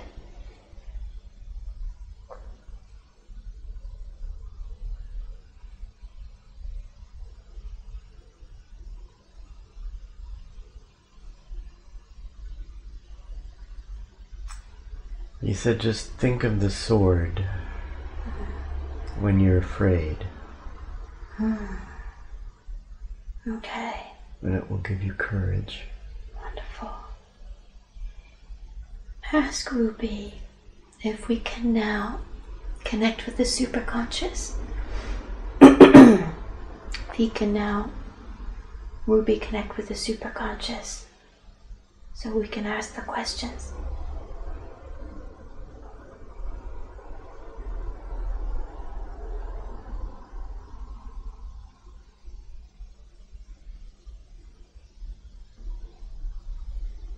He's pointing to a bright sun.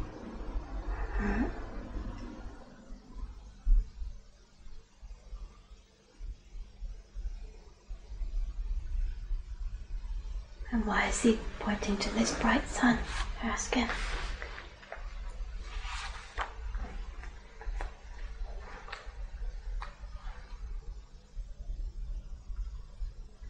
Says he's making way for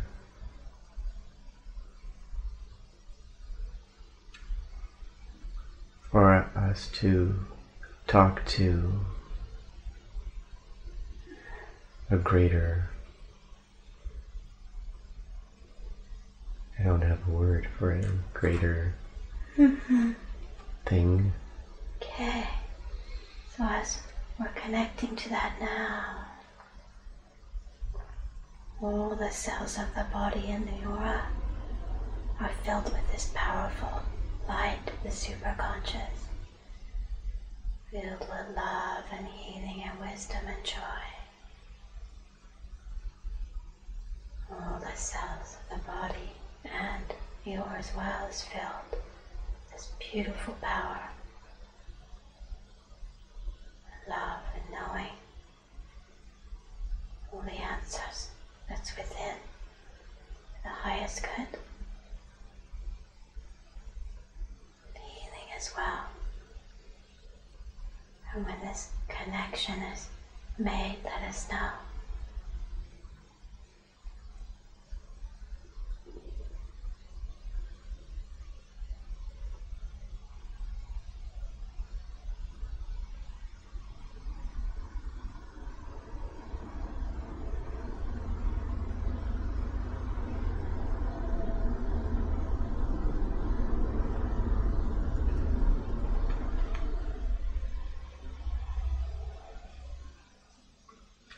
Feel very light. I'm surrounded by lots of energy and light. Wonderful. And all we need to do is repeat the information that comes through. So may I speak to Mark's superconscious, please? Yeah. Do I have permission to speak to Mark's superconscious? Yes. I respect the power of the superconscious because I know it takes care of Mark's body and does a very good job of it. I also know that the superconscious has the records of everything that has ever happened to Mark in this lifetime and all the other lifetimes he has ever lived. So I respect the power of the superconscious, and I always ask for permission to speak to it and ask questions. Do I have permission to ask questions? Yes. I know the superconscious could have brought forward many different lifetimes to show today.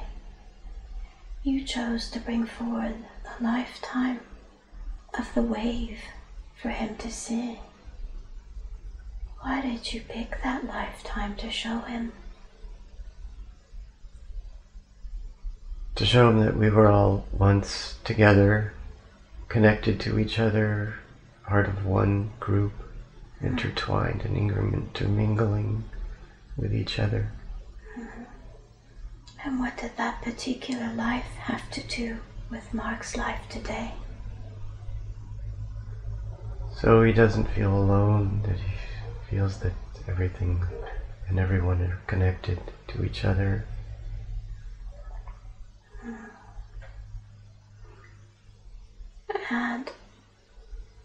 And eventually we will all be like that. We will all go back to that again. Yeah. But it will be richer because we would have gained all these experiences. It would be like a water that's purified even more than what it already is. That's wonderful. So leaving you, the source, to come into these lives, we then go back to it with the information and become that oneness, pureness again. Yes. It's very beautiful. He then transformed into the life with the beautiful, peaceful tribe. What were you trying to show him in that life with the tribe? With the mountain? It was an evolution of being together in water to learning how to be in a different element. Experiencing gravity, air, different elements, breathing,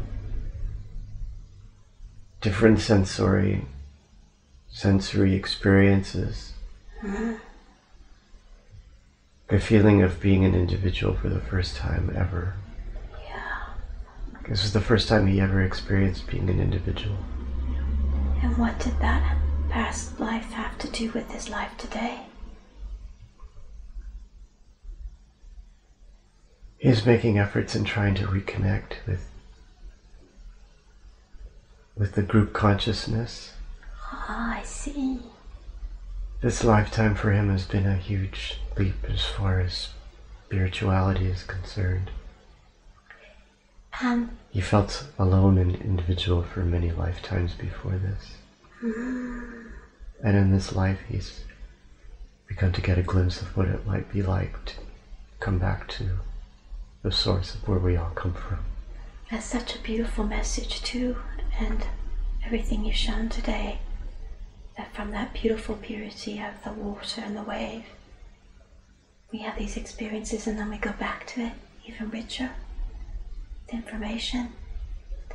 Was this life with the tribe in which he did healing, with the mountain, was that, on what sort of planet was that? It was far away, planet far away. Yeah. It was not Earth.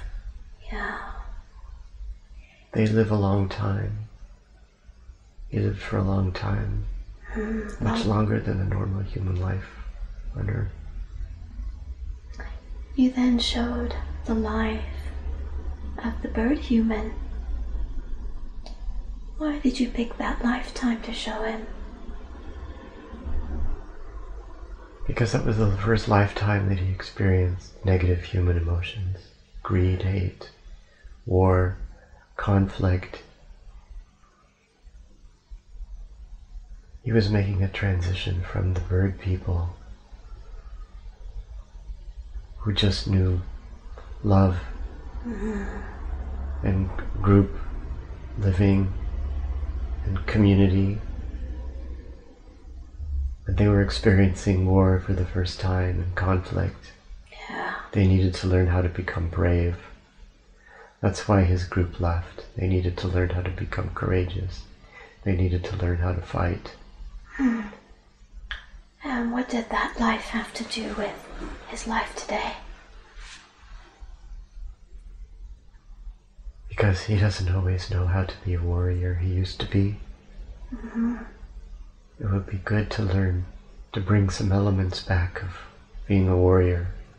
Can you tell us He's how? been hurt many times because he was afraid to say the right thing, stand up for himself. But it's okay. It's okay not to always be peaceful. It's okay to fight sometimes. If it's better for the good of many or the good of himself. And now that the sword has been placed within him, the sword of light, he will find that easier, won't he? He just needs to think of that sword and the right things will come to him.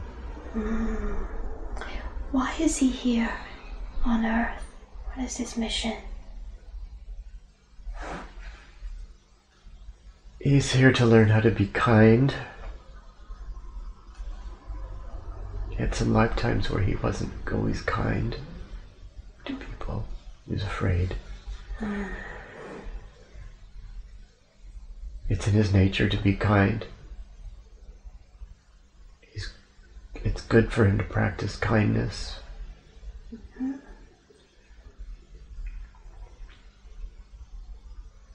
He's also here to develop his intuition. Yeah. And to trust his intuition. Music is a tool he can do that with. Yeah, where is the fear of losing control in following his intuition and his creative part? What is that? It's like a bad seed. It's like an implant that many humans have. We're afraid to follow our intuition because we've been conditioned not to follow the rules, to follow what society thinks is best. And is that going to become easier for him to follow his intuition after today's session? Yes. It will become much easier for him. He's very, very intuitive and connected. So he needs to really have confidence in that, doesn't he? He's very intuitive and very connected, but doesn't always know it. And is afraid. Doesn't have the confidence. Where does that? He came from a very supportive family who helped develop this intuition, but at the same time stifled it in a way. Helped nurture it, but also kept it under control. And does that fear, can that now be removed, please? Can you remove that energetically? Yes. Thank you, and let us know when you've done that.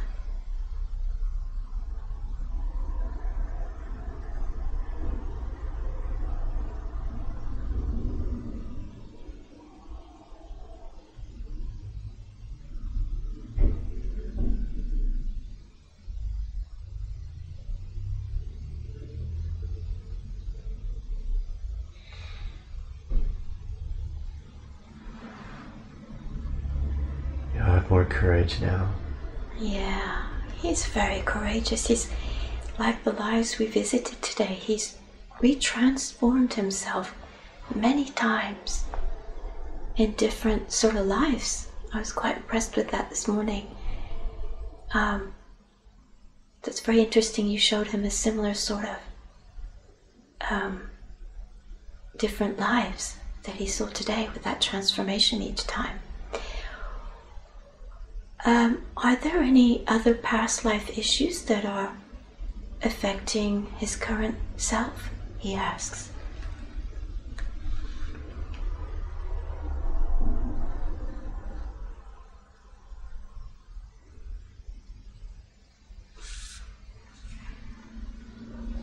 The headaches. Yeah. Now, we saw in that life of the bird human, he was hit on the side of the head, the right side of the head. Oh, it started a long time ago. Yeah, tell us when that started. The migraines. What was the original? That was the original injury. That was from the bird human life where he was hit? He fell on his head. Mm-hmm. And it was reinforced in many lifetimes, many injuries, fights.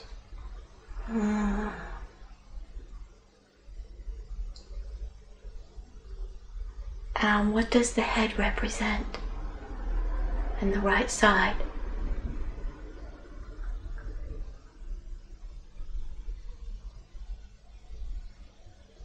It also represents creative intuition.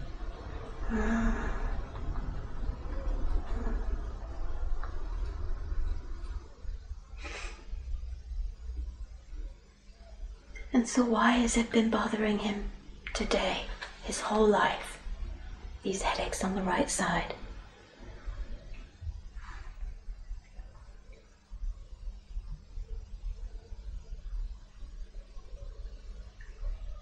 He feels that he's been punished and that the headaches are something he needs to experience almost as a penance. Oh, what for? What is this penance? What does he think he's done that he needs to atone for? He doesn't know. He feels like he's been given this. And what do you have to say about that?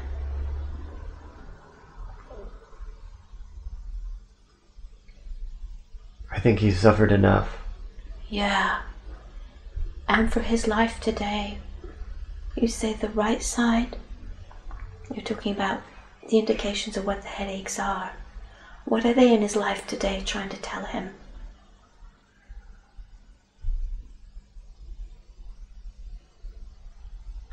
He tenses up on the right side all the time. It's a reaction. It's a fear reaction. With regards to? Regards to trauma. Mm-hmm.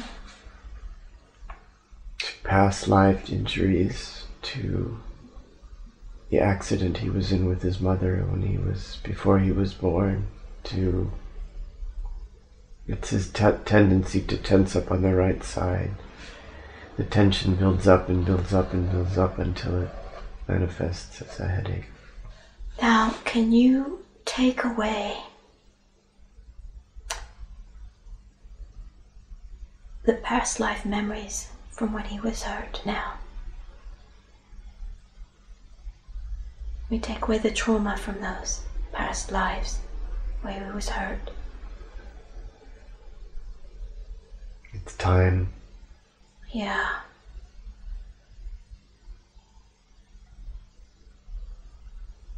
Let us know when you've done that.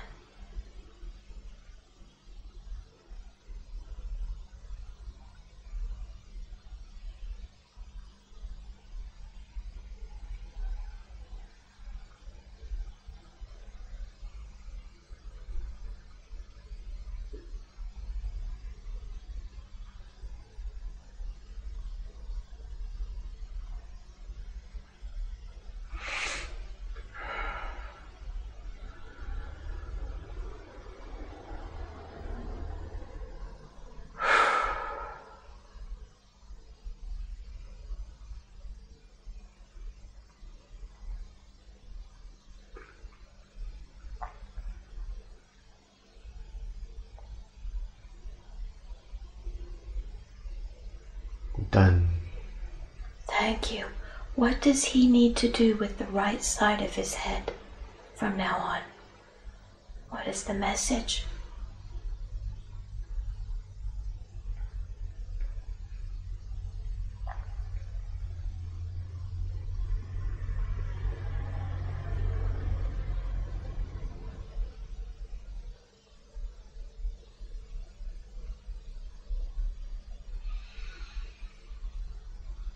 Tension is a psychological reaction, physical reaction.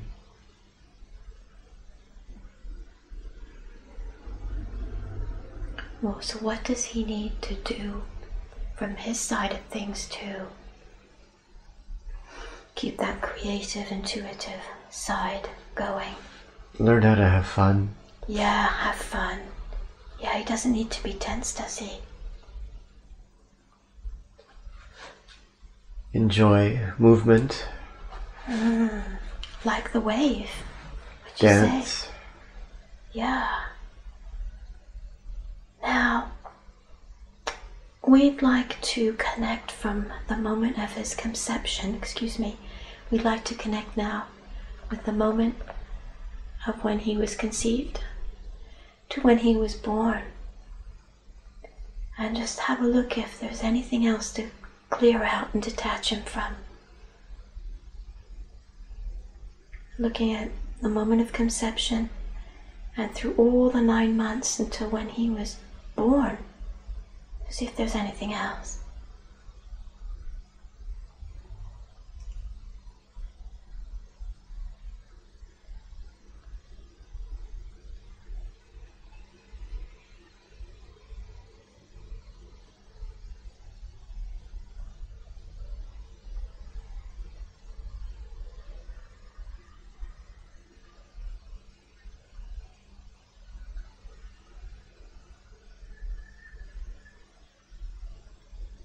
There was a great tensing up at the moment of the car accident. Yeah. Why did this accident happen? He doesn't know.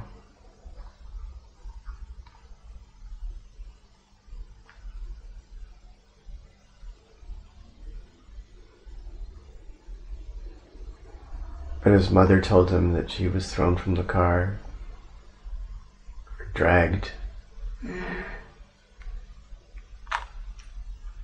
She was very scared. Yeah. And how did that affect him with the headaches and the neck pain?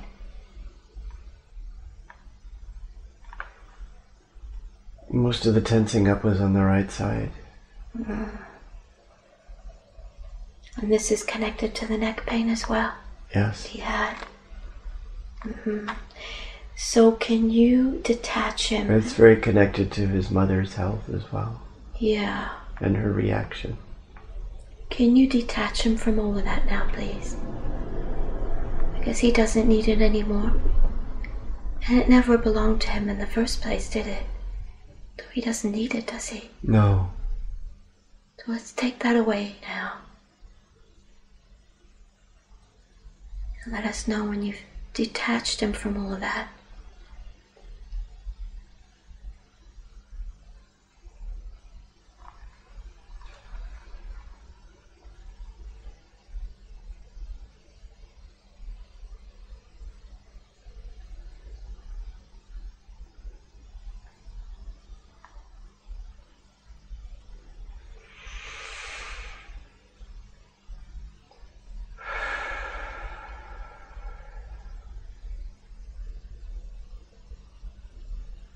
Okay. Now can we have a look when he was in his mother's womb to see if there was anything else he'd taken on from anyone else in the family? Any beliefs or feelings that don't belong to him?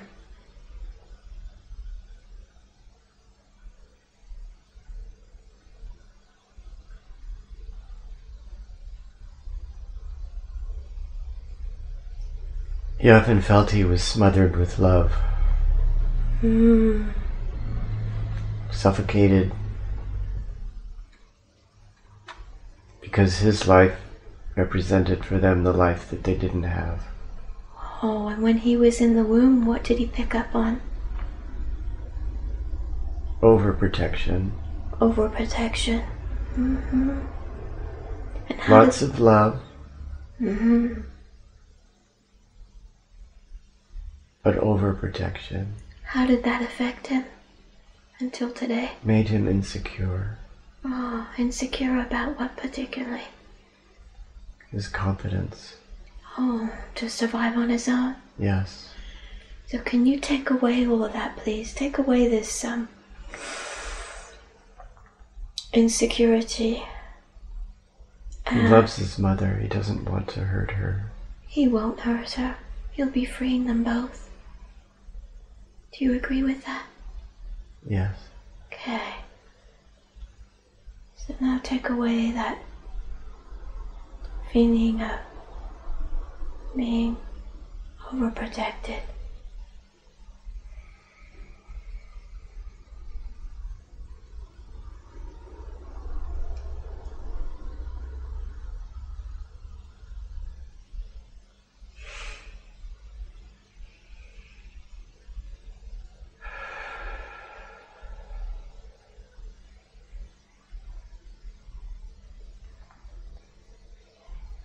Done now? Yes. And I'd like to ask you now, with the neck, what does the neck represent?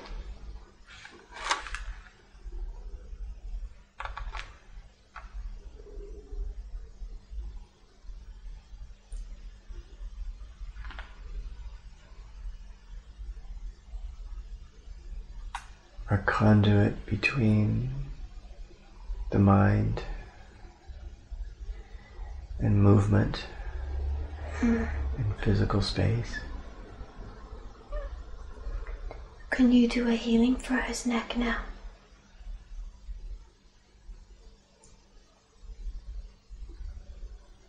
Yes. Thank you. Let us know when that's been done.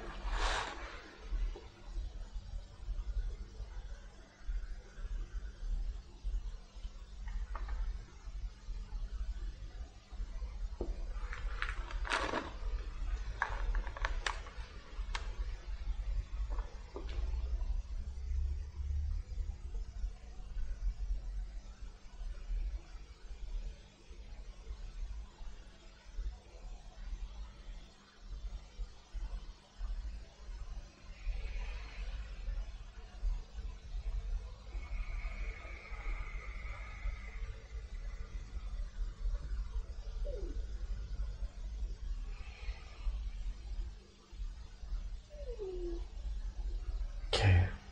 Thank you so much. So, for his neck, what does he need to keep doing in his life? Well, we understand for the right side of his head, he needs to have fun and be creative as he is. Yoga. For the neck, yoga, okay. He knows that too, but he hasn't done it. Yeah.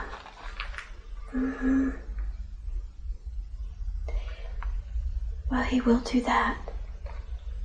With his free will, of course. Now, I'd like to ask you now to bring back all the pieces of his soul that were broken off when he was traumatized in his childhood and when he had the moments of trauma when he was within his mother's womb. Can you do that for him now, please? Yes. Let us know when that's done.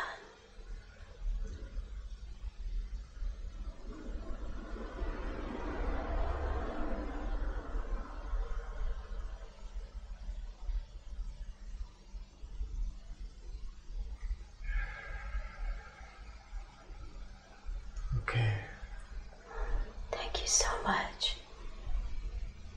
And do you have anything you'd like to say about the medications he's been taking from the doctors?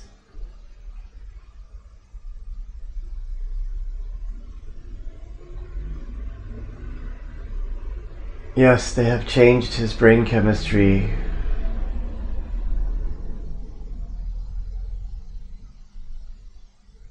At the same time, if he stops taking them and he gets a headache, he will suffer incredibly. So it's okay. Okay, and will they take them? Yeah, and the healing you've done, will that continue to help him with the brain? That will continue to help him. Okay. It'll take some time. Yeah. Well, now that he's seen where these headaches come from and the neck pain, and you've done a healing showing him the original causes, this will help him, won't it? Yes. And he will be connecting the information and be healing more and more, won't he? Yes. And he will be feeling more and more. He is complete, but he will be feeling more and more stronger and more complete in the days that follow, for always. Yes. Now that you've realigned all the parts of his soul. And we thank you so much for your beautiful healing and your work and your wisdom.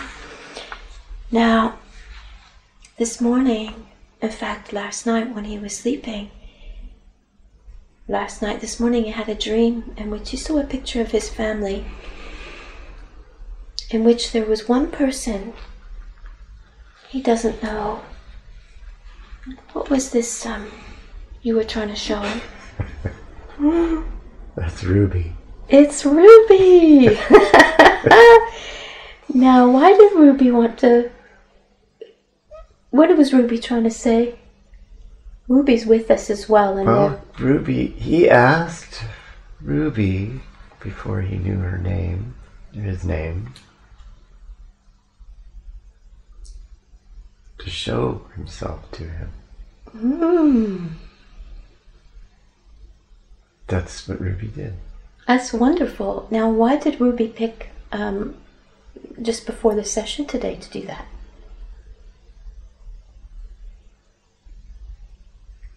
Because he knew you would help. Oh, okay. Okay.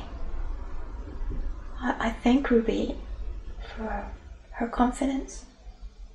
And yeah, go ahead. I just keep laughing at Ruby. Ruby has quite a sense of humor. Well, that's great. It's very important. Which is good for him. Yeah. Why did he come to this area? We're talking about Mark, not Ruby. Because Ruby goes wherever Mark goes. But why did Mark come to this area in France? To do exactly what he's doing right now. Yeah. And he knows it. To bring music back into his life. To find peace. To make new friends.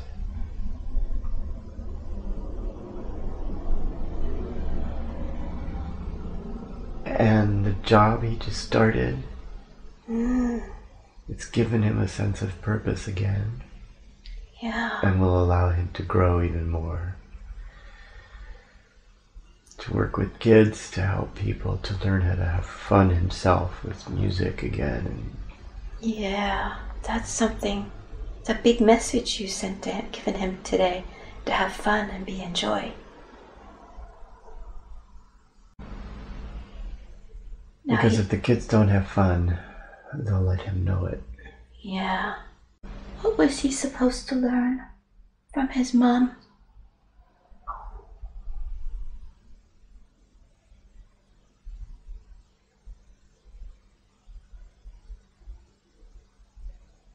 She taught him how to be compassionate when he was young.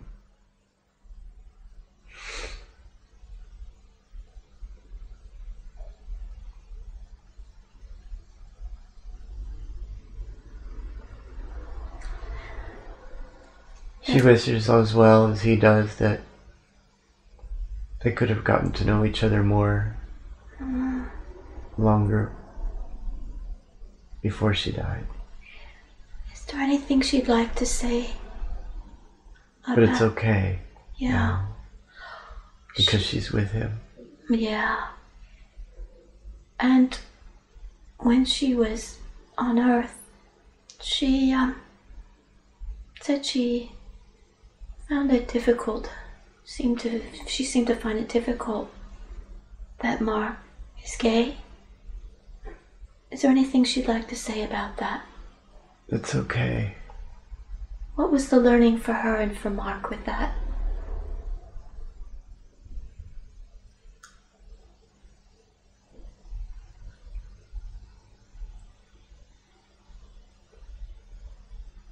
She took it personally. She thought he was rejecting her. Oh. But that's an old notion, a religious one. Mm-hmm. Mm-hmm. And she no longer has that. She's not of this life anymore.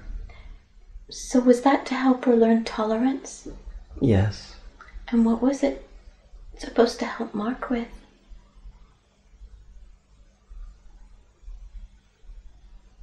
Mark was ashamed of who he was for a long time.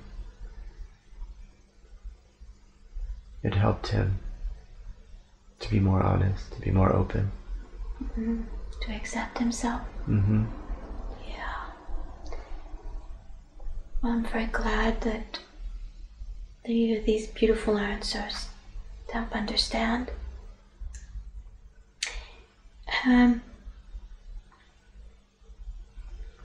He's very, very pleased about his work teaching.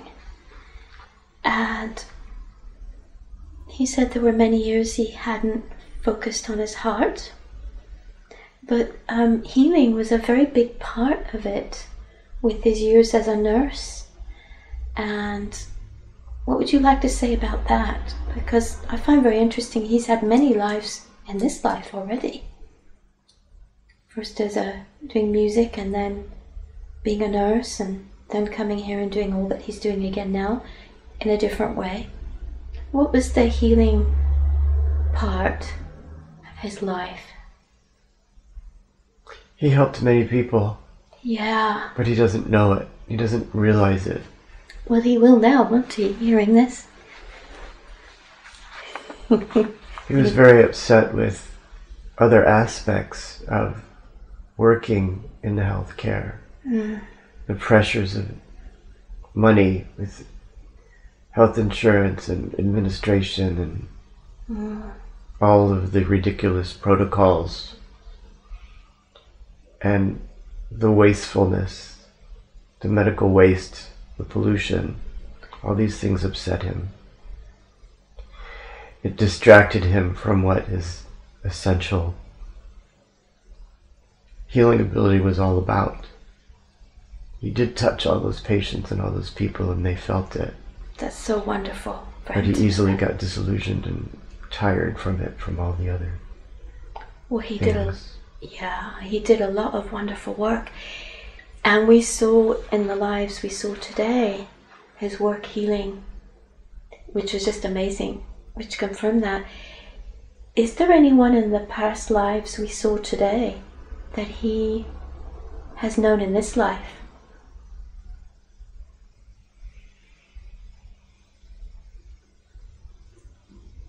Yes. In the past lives we visited today. Yeah. Who is it? Who are the people?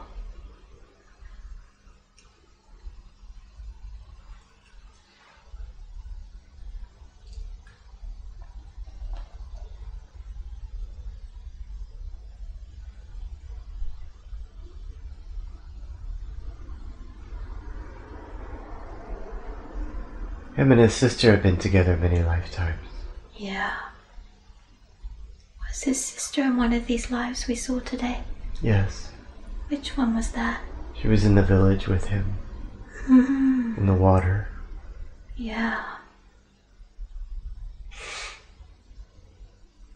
And in the air. When they were flying? They've been together many lifetimes. Yeah. Is there anything you'd like to say about why her sister had to leave so early in this lifetime?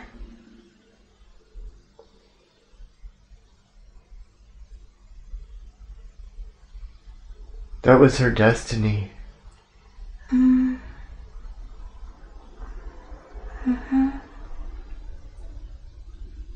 She experienced great suffering with her cancer. She touched many people. Yeah. So she did beautiful work while she was here. And they'll be together again. If they'd like to have contact, him and his sister and the other members of his family, what do you suggest? All he has to do is think of them. The thoughts are the thoughts are much stronger to us than they are to humans. We feel them much more strongly. Yeah. So what's interesting is he's come full circle again with this music, and he'd like to inspire, enjoy for himself and his own music, but also the kids. So what can he do to accomplish this? And can you help him with teaching and playing music as well? Yes, I can. More movement, less intellectual learning. So he's doing the right things? He's beginning to learn. Yeah. And how about learning an energy healing? He did this before. Yeah. But he forgot how. What do you suggest to him? There are many paths he could take.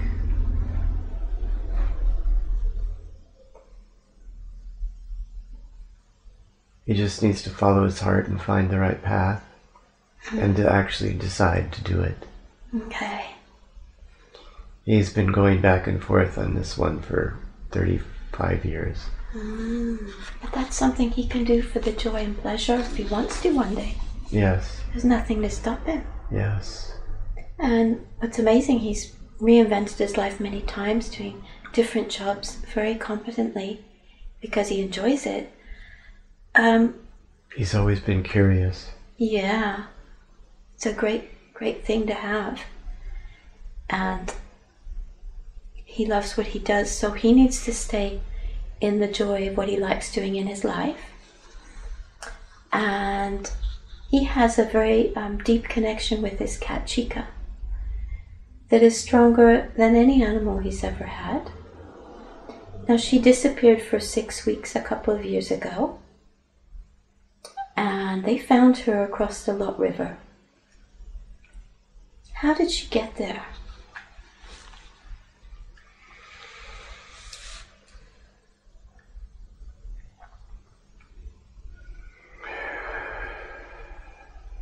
She was taken there.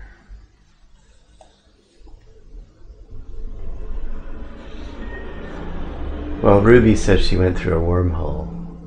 Ah, a wormhole. But I think she's joking. Okay. And have they shared a life before him and Chica? Yes, they were together before. Well, who were they in the past life?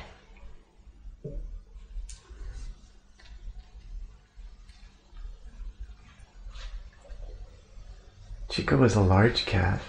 Mm-hmm.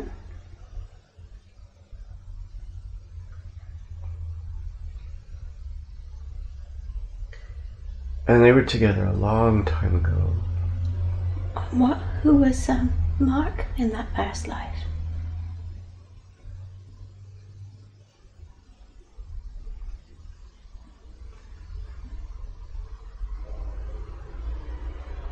He was somebody who had the means to buy a cat.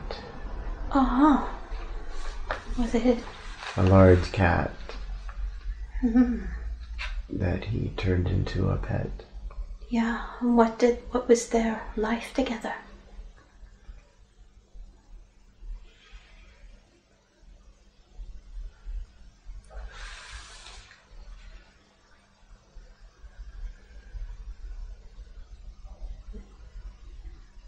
There was a desert.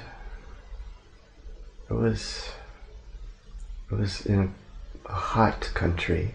And was he a man or a woman? A man? Ah. What did he do in that life?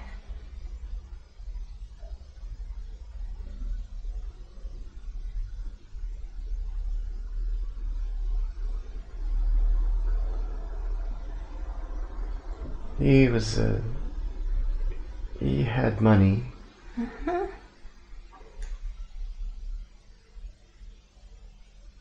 He had slaves. Yeah. He wasn't the nicest person. And with the cat, what was their relationship like? He loved his cat more than anything or anyone. Yeah. That cat was some kind of leopard. Always with him. And why did this cat want to come back in his life 2 years ago? Sorry. She wanted to be with him again. Yeah. Yeah. Now, what is her role? He doesn't understand because he didn't think that animals could reincarnate. But they can, can't they? Yes, they can. And she seems to be playing an important role in their life. What is this role?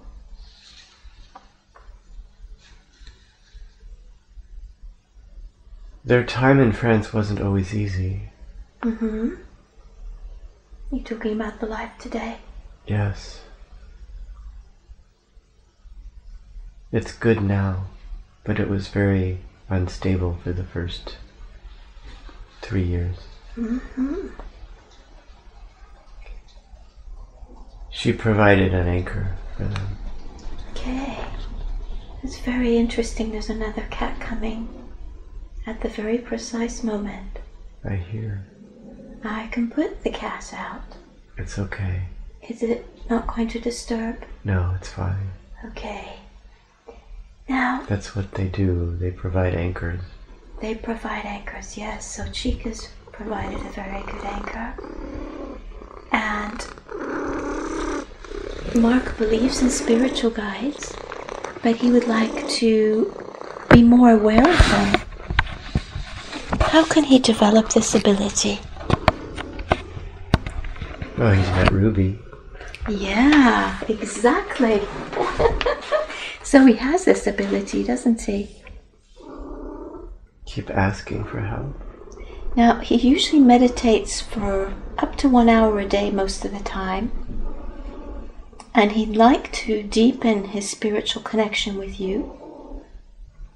Can you give some guidance on how to do that?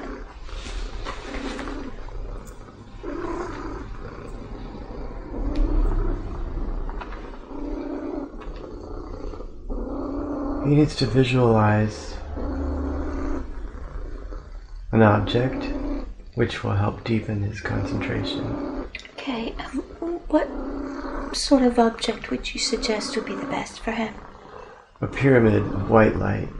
Yeah, and when he visualizes this, how should he be placing this pyramid? In front of him, in the air. And the pyramid will expand and the light will grow brighter He feels there's a thin veil between his conscious self and deeper awareness with you. But he feels he's unable to cross that boundary. Occasionally he'll see some dim lights, sort of purple, blue, and green. What would you like to say about that? He crosses it all the time but doesn't know it. Yeah, and today's the proof, isn't it? Today he's been much more aware of that. Yeah. Now, what is the coronavirus all about? And is it really dangerous?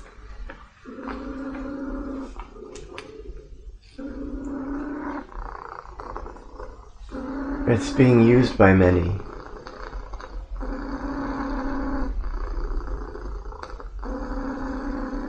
It's being used to scare people. For what purpose?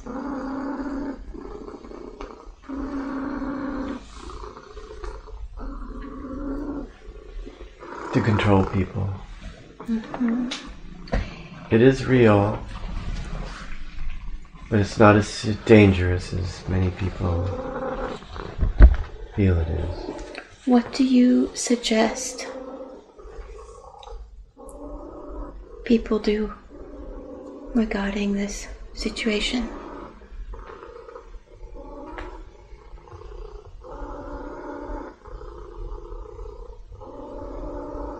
Meditation.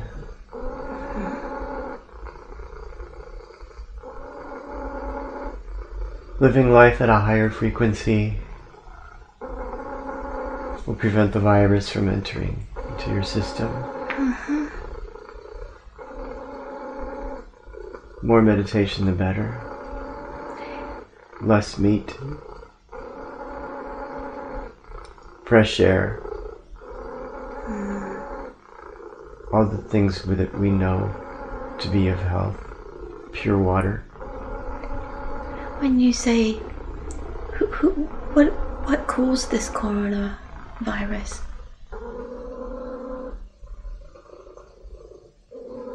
Caused? Yeah. How was it created?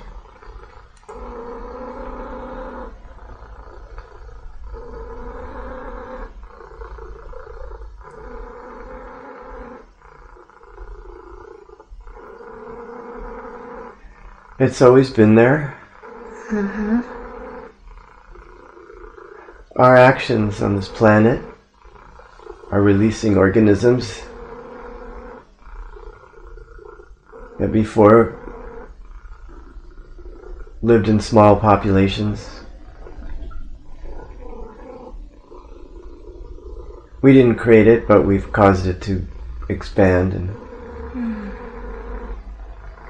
and the negative environments of cities and ill health and hospitals cause diseases like this to become rampant. So people, they need to be raising their vibration, not eating meat so much, and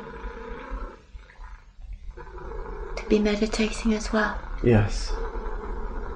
And how long will this take for this fear to calm down and things to get better? Fear is the worst. Being afraid lowers our vibration. Yeah. Okay. Now, thank you for all this information. And that confirms a lot about Mark's own life, being in connection always with you, in joy in what he does and how he lives his life. And he will now feel your support more and more, won't he? Now that we've connected him to these lives we visited today. He knows what I feel like now. Yeah. It's wonderful. Now he was, in 2014, diagnosed with a chronic leukemia. And he's never had any symptoms. Now, what is the cause of that?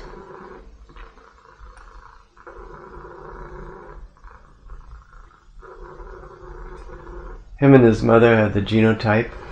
Mm-hmm.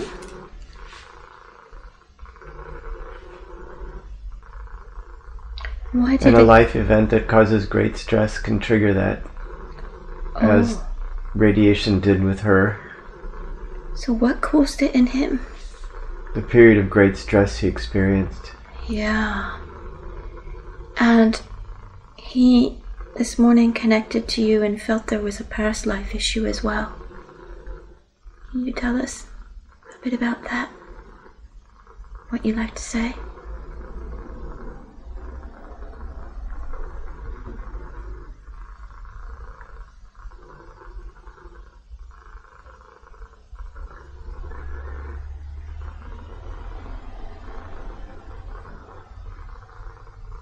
It's a genetic adaptation from very, very long ago. Mm-hmm.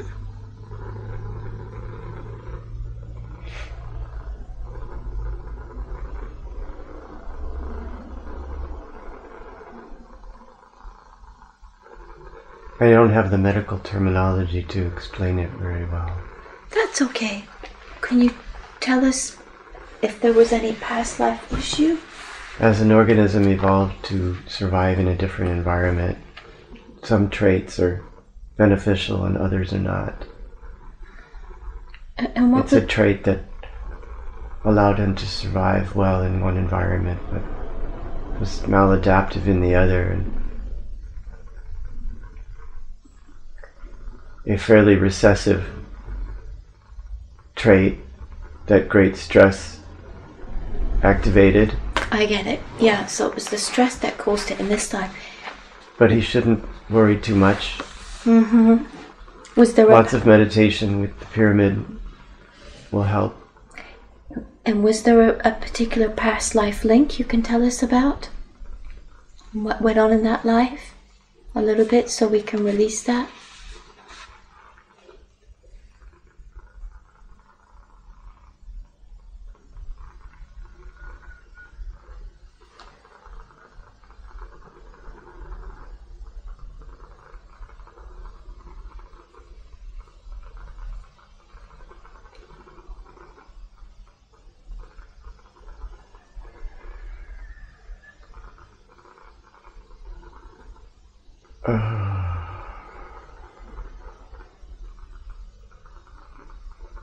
There's some confusion between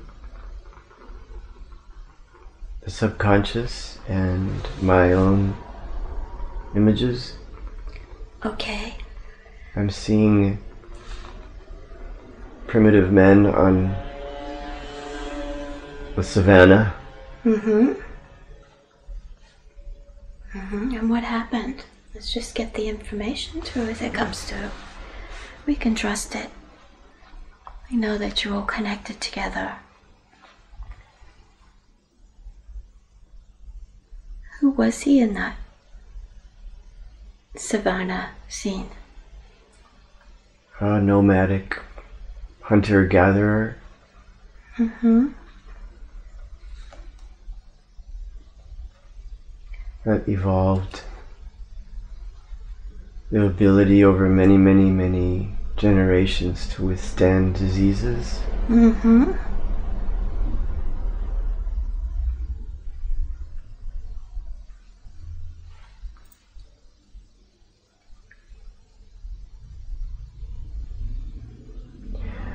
I'm almost thinking of sickle cell.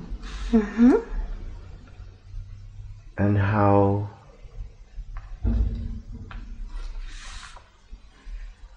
people with the sickle cell trait, I believe, do not develop malaria.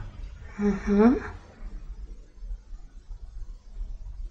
But yet in countries where there's no malaria, there are patients who suffer from this autoimmune disorder. What happened with that primitive man in Savannah? What happened to him with relation to this leukemia in the present life that was apparent in 2014?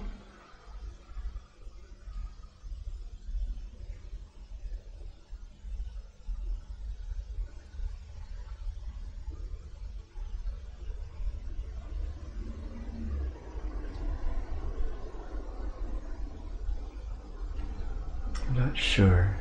It's all muddled. All the information's becoming clearer now. Just get like a general information.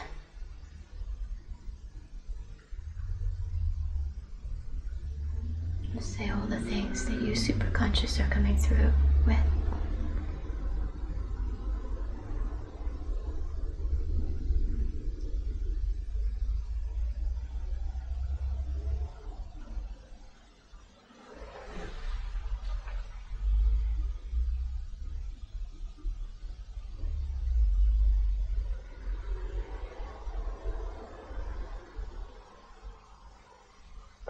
Can't find an answer. Okay, can you just tell us what this information that was all jumbled about?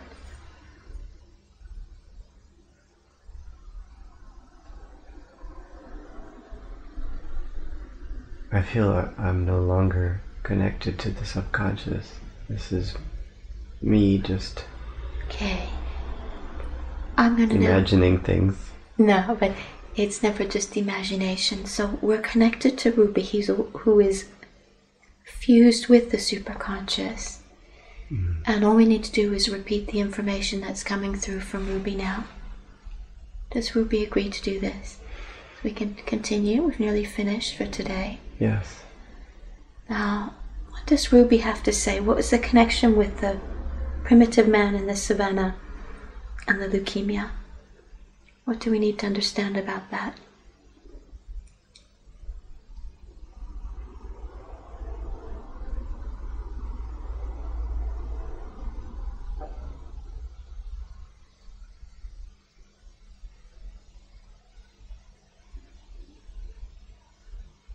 I think he was making a confusion between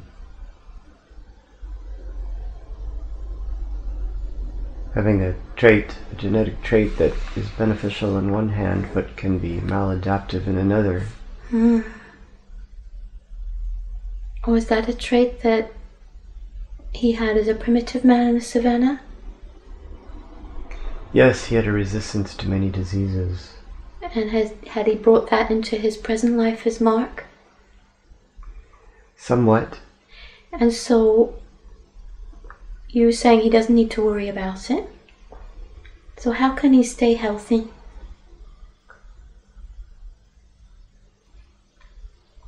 By following the life that he's following now. Pursuing happiness, pursuing kindness. Having fun. Yeah. That's a big, big thing. Now in the same year, he was also diagnosed with osteoporosis.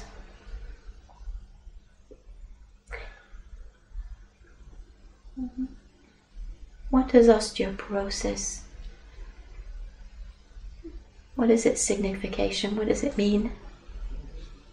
It's a decrease in bone density. Yeah. And why did that start to happen in 2014?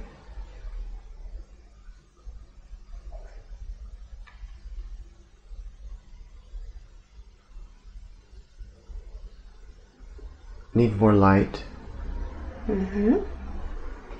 Needs to be more grounded. Ah.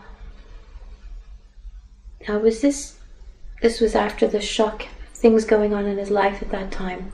Yes. What does he need to do in his life today regarding this osteoporosis? Get more sun. Okay. And to be more grounded, what do you suggest? Movement. Yeah. Like the yoga? Yoga. Walking. He hates to exercise. But if he does it in a joyful way, yes, he'll find that easier, won't he? That's the key. Can you do a healing for his osteoporosis now? Yes. Thank you. And also, have a look at this leukemia. Can you do a healing for that as well? Yes. Thank you. And let us know when you've done that.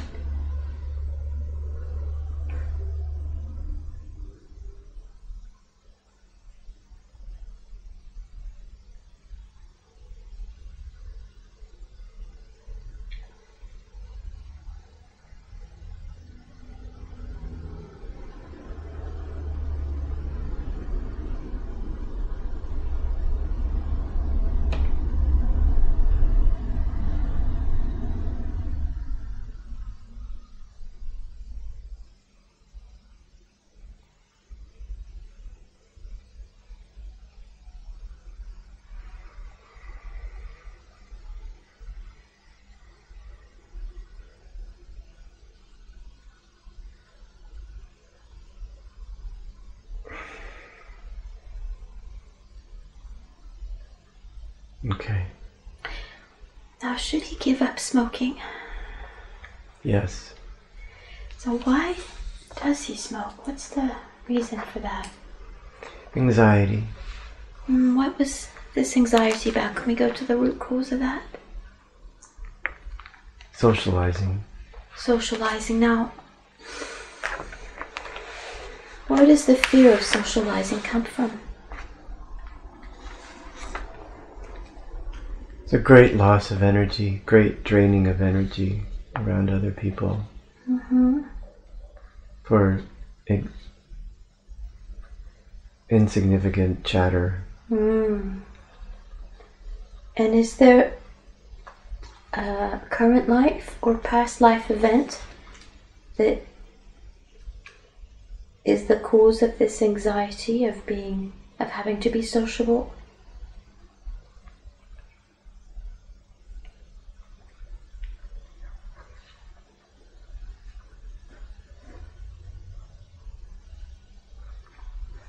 Yes, he's not used to being around situations where he had to chatter constantly.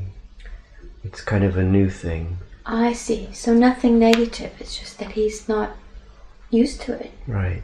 So what do you suggest to make it easier for him?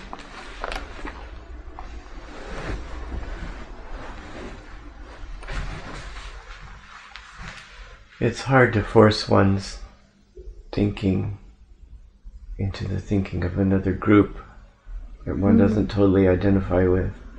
So it's fine. He doesn't need to be sociable, but to get rid of the anxiety, what do you suggest? Can you do a healing for him to take away this anxiety? Yes. And also put a shield around him so he feels your protection and safety when he is around people, but always having the freedom to go home when he wants to. Let us know when you've done that for him.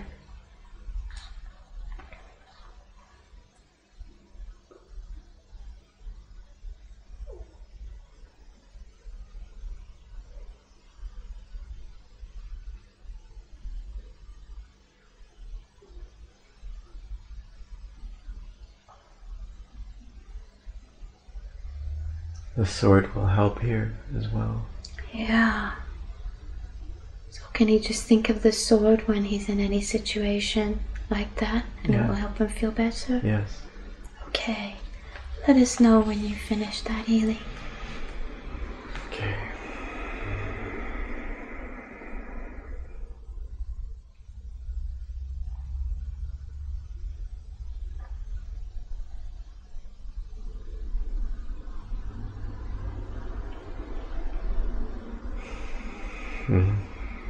Now, has this healing been also incorporating for him to stop smoking? Yes. Because now we understand where that comes from. He doesn't need it anymore, does he? No. No. Is there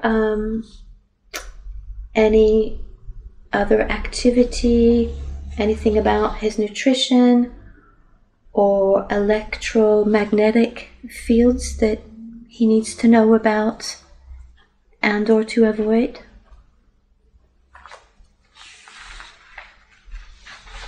Everything's okay.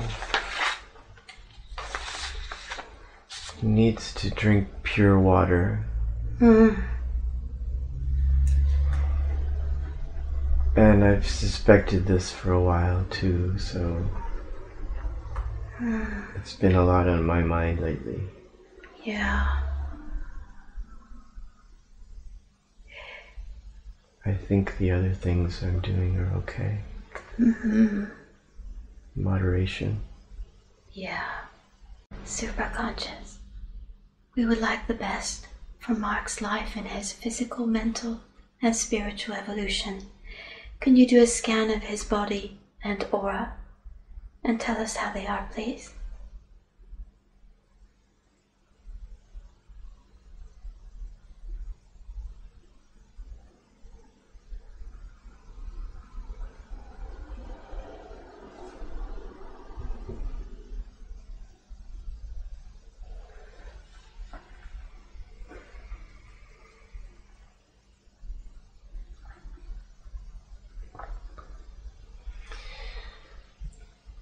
All is good.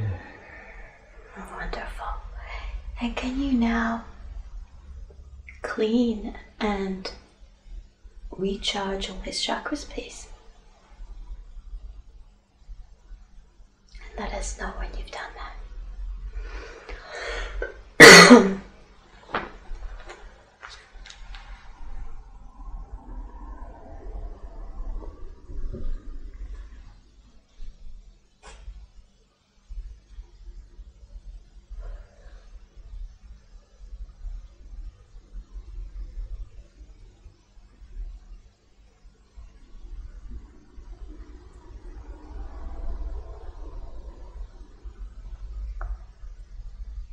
Okay.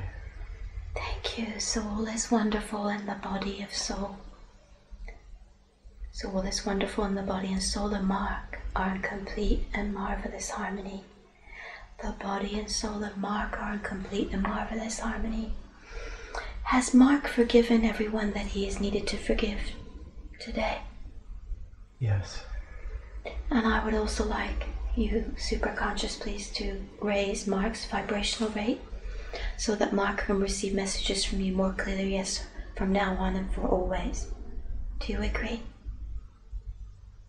Yes. And let us know when you put that in place.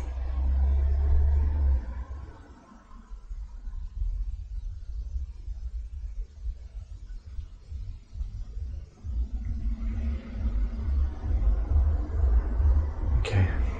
So Mark's vibrations have been raised for his vibrational rate and also to receive messages from you more clearly from now on and for always.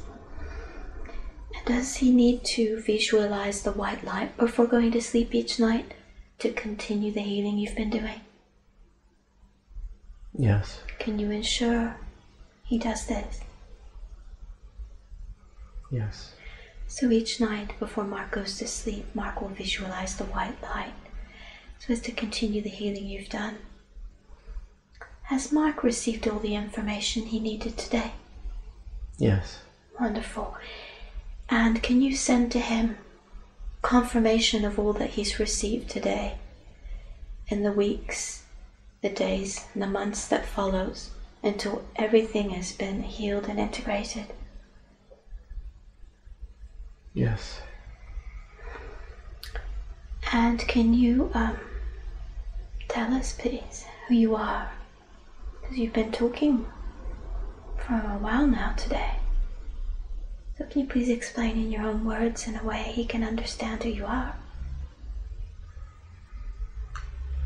I'm your higher self.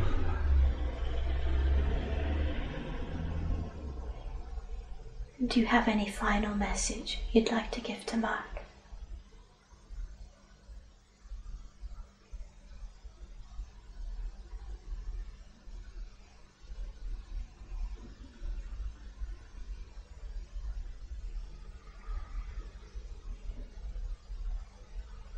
Don't forget the symbols. Oh, the symbols of what? The symbols we talked about today. The sword, the pyramid, the ruby. Wonderful. Superconscious, can you now connect him to a moment of pure bliss and happiness? And describe this moment of bliss, of pure bliss and happiness. What are we seeing?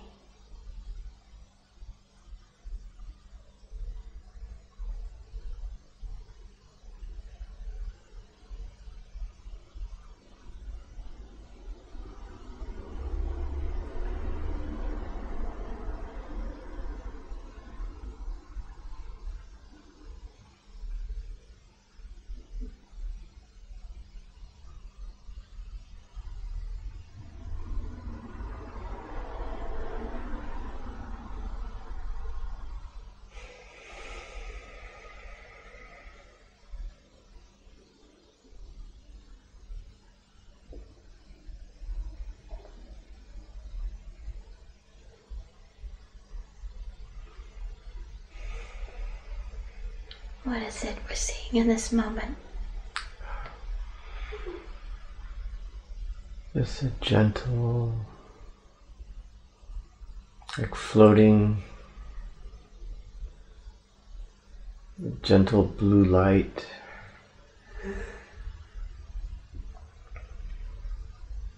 Sounds of purring. Yeah.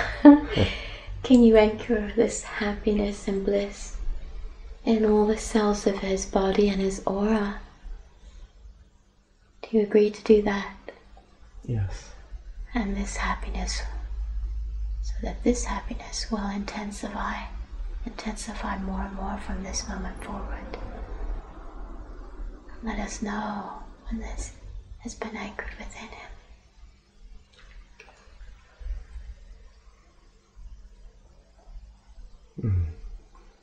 Okay, thank you. I also asked Dolores Cannon to be here today, and Dolores is with us today.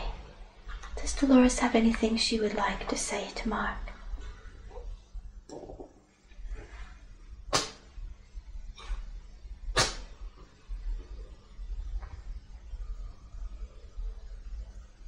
Was that through my subconscious? Yeah.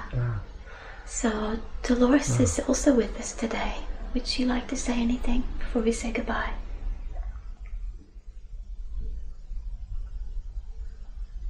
I just see a big smile. That's wonderful.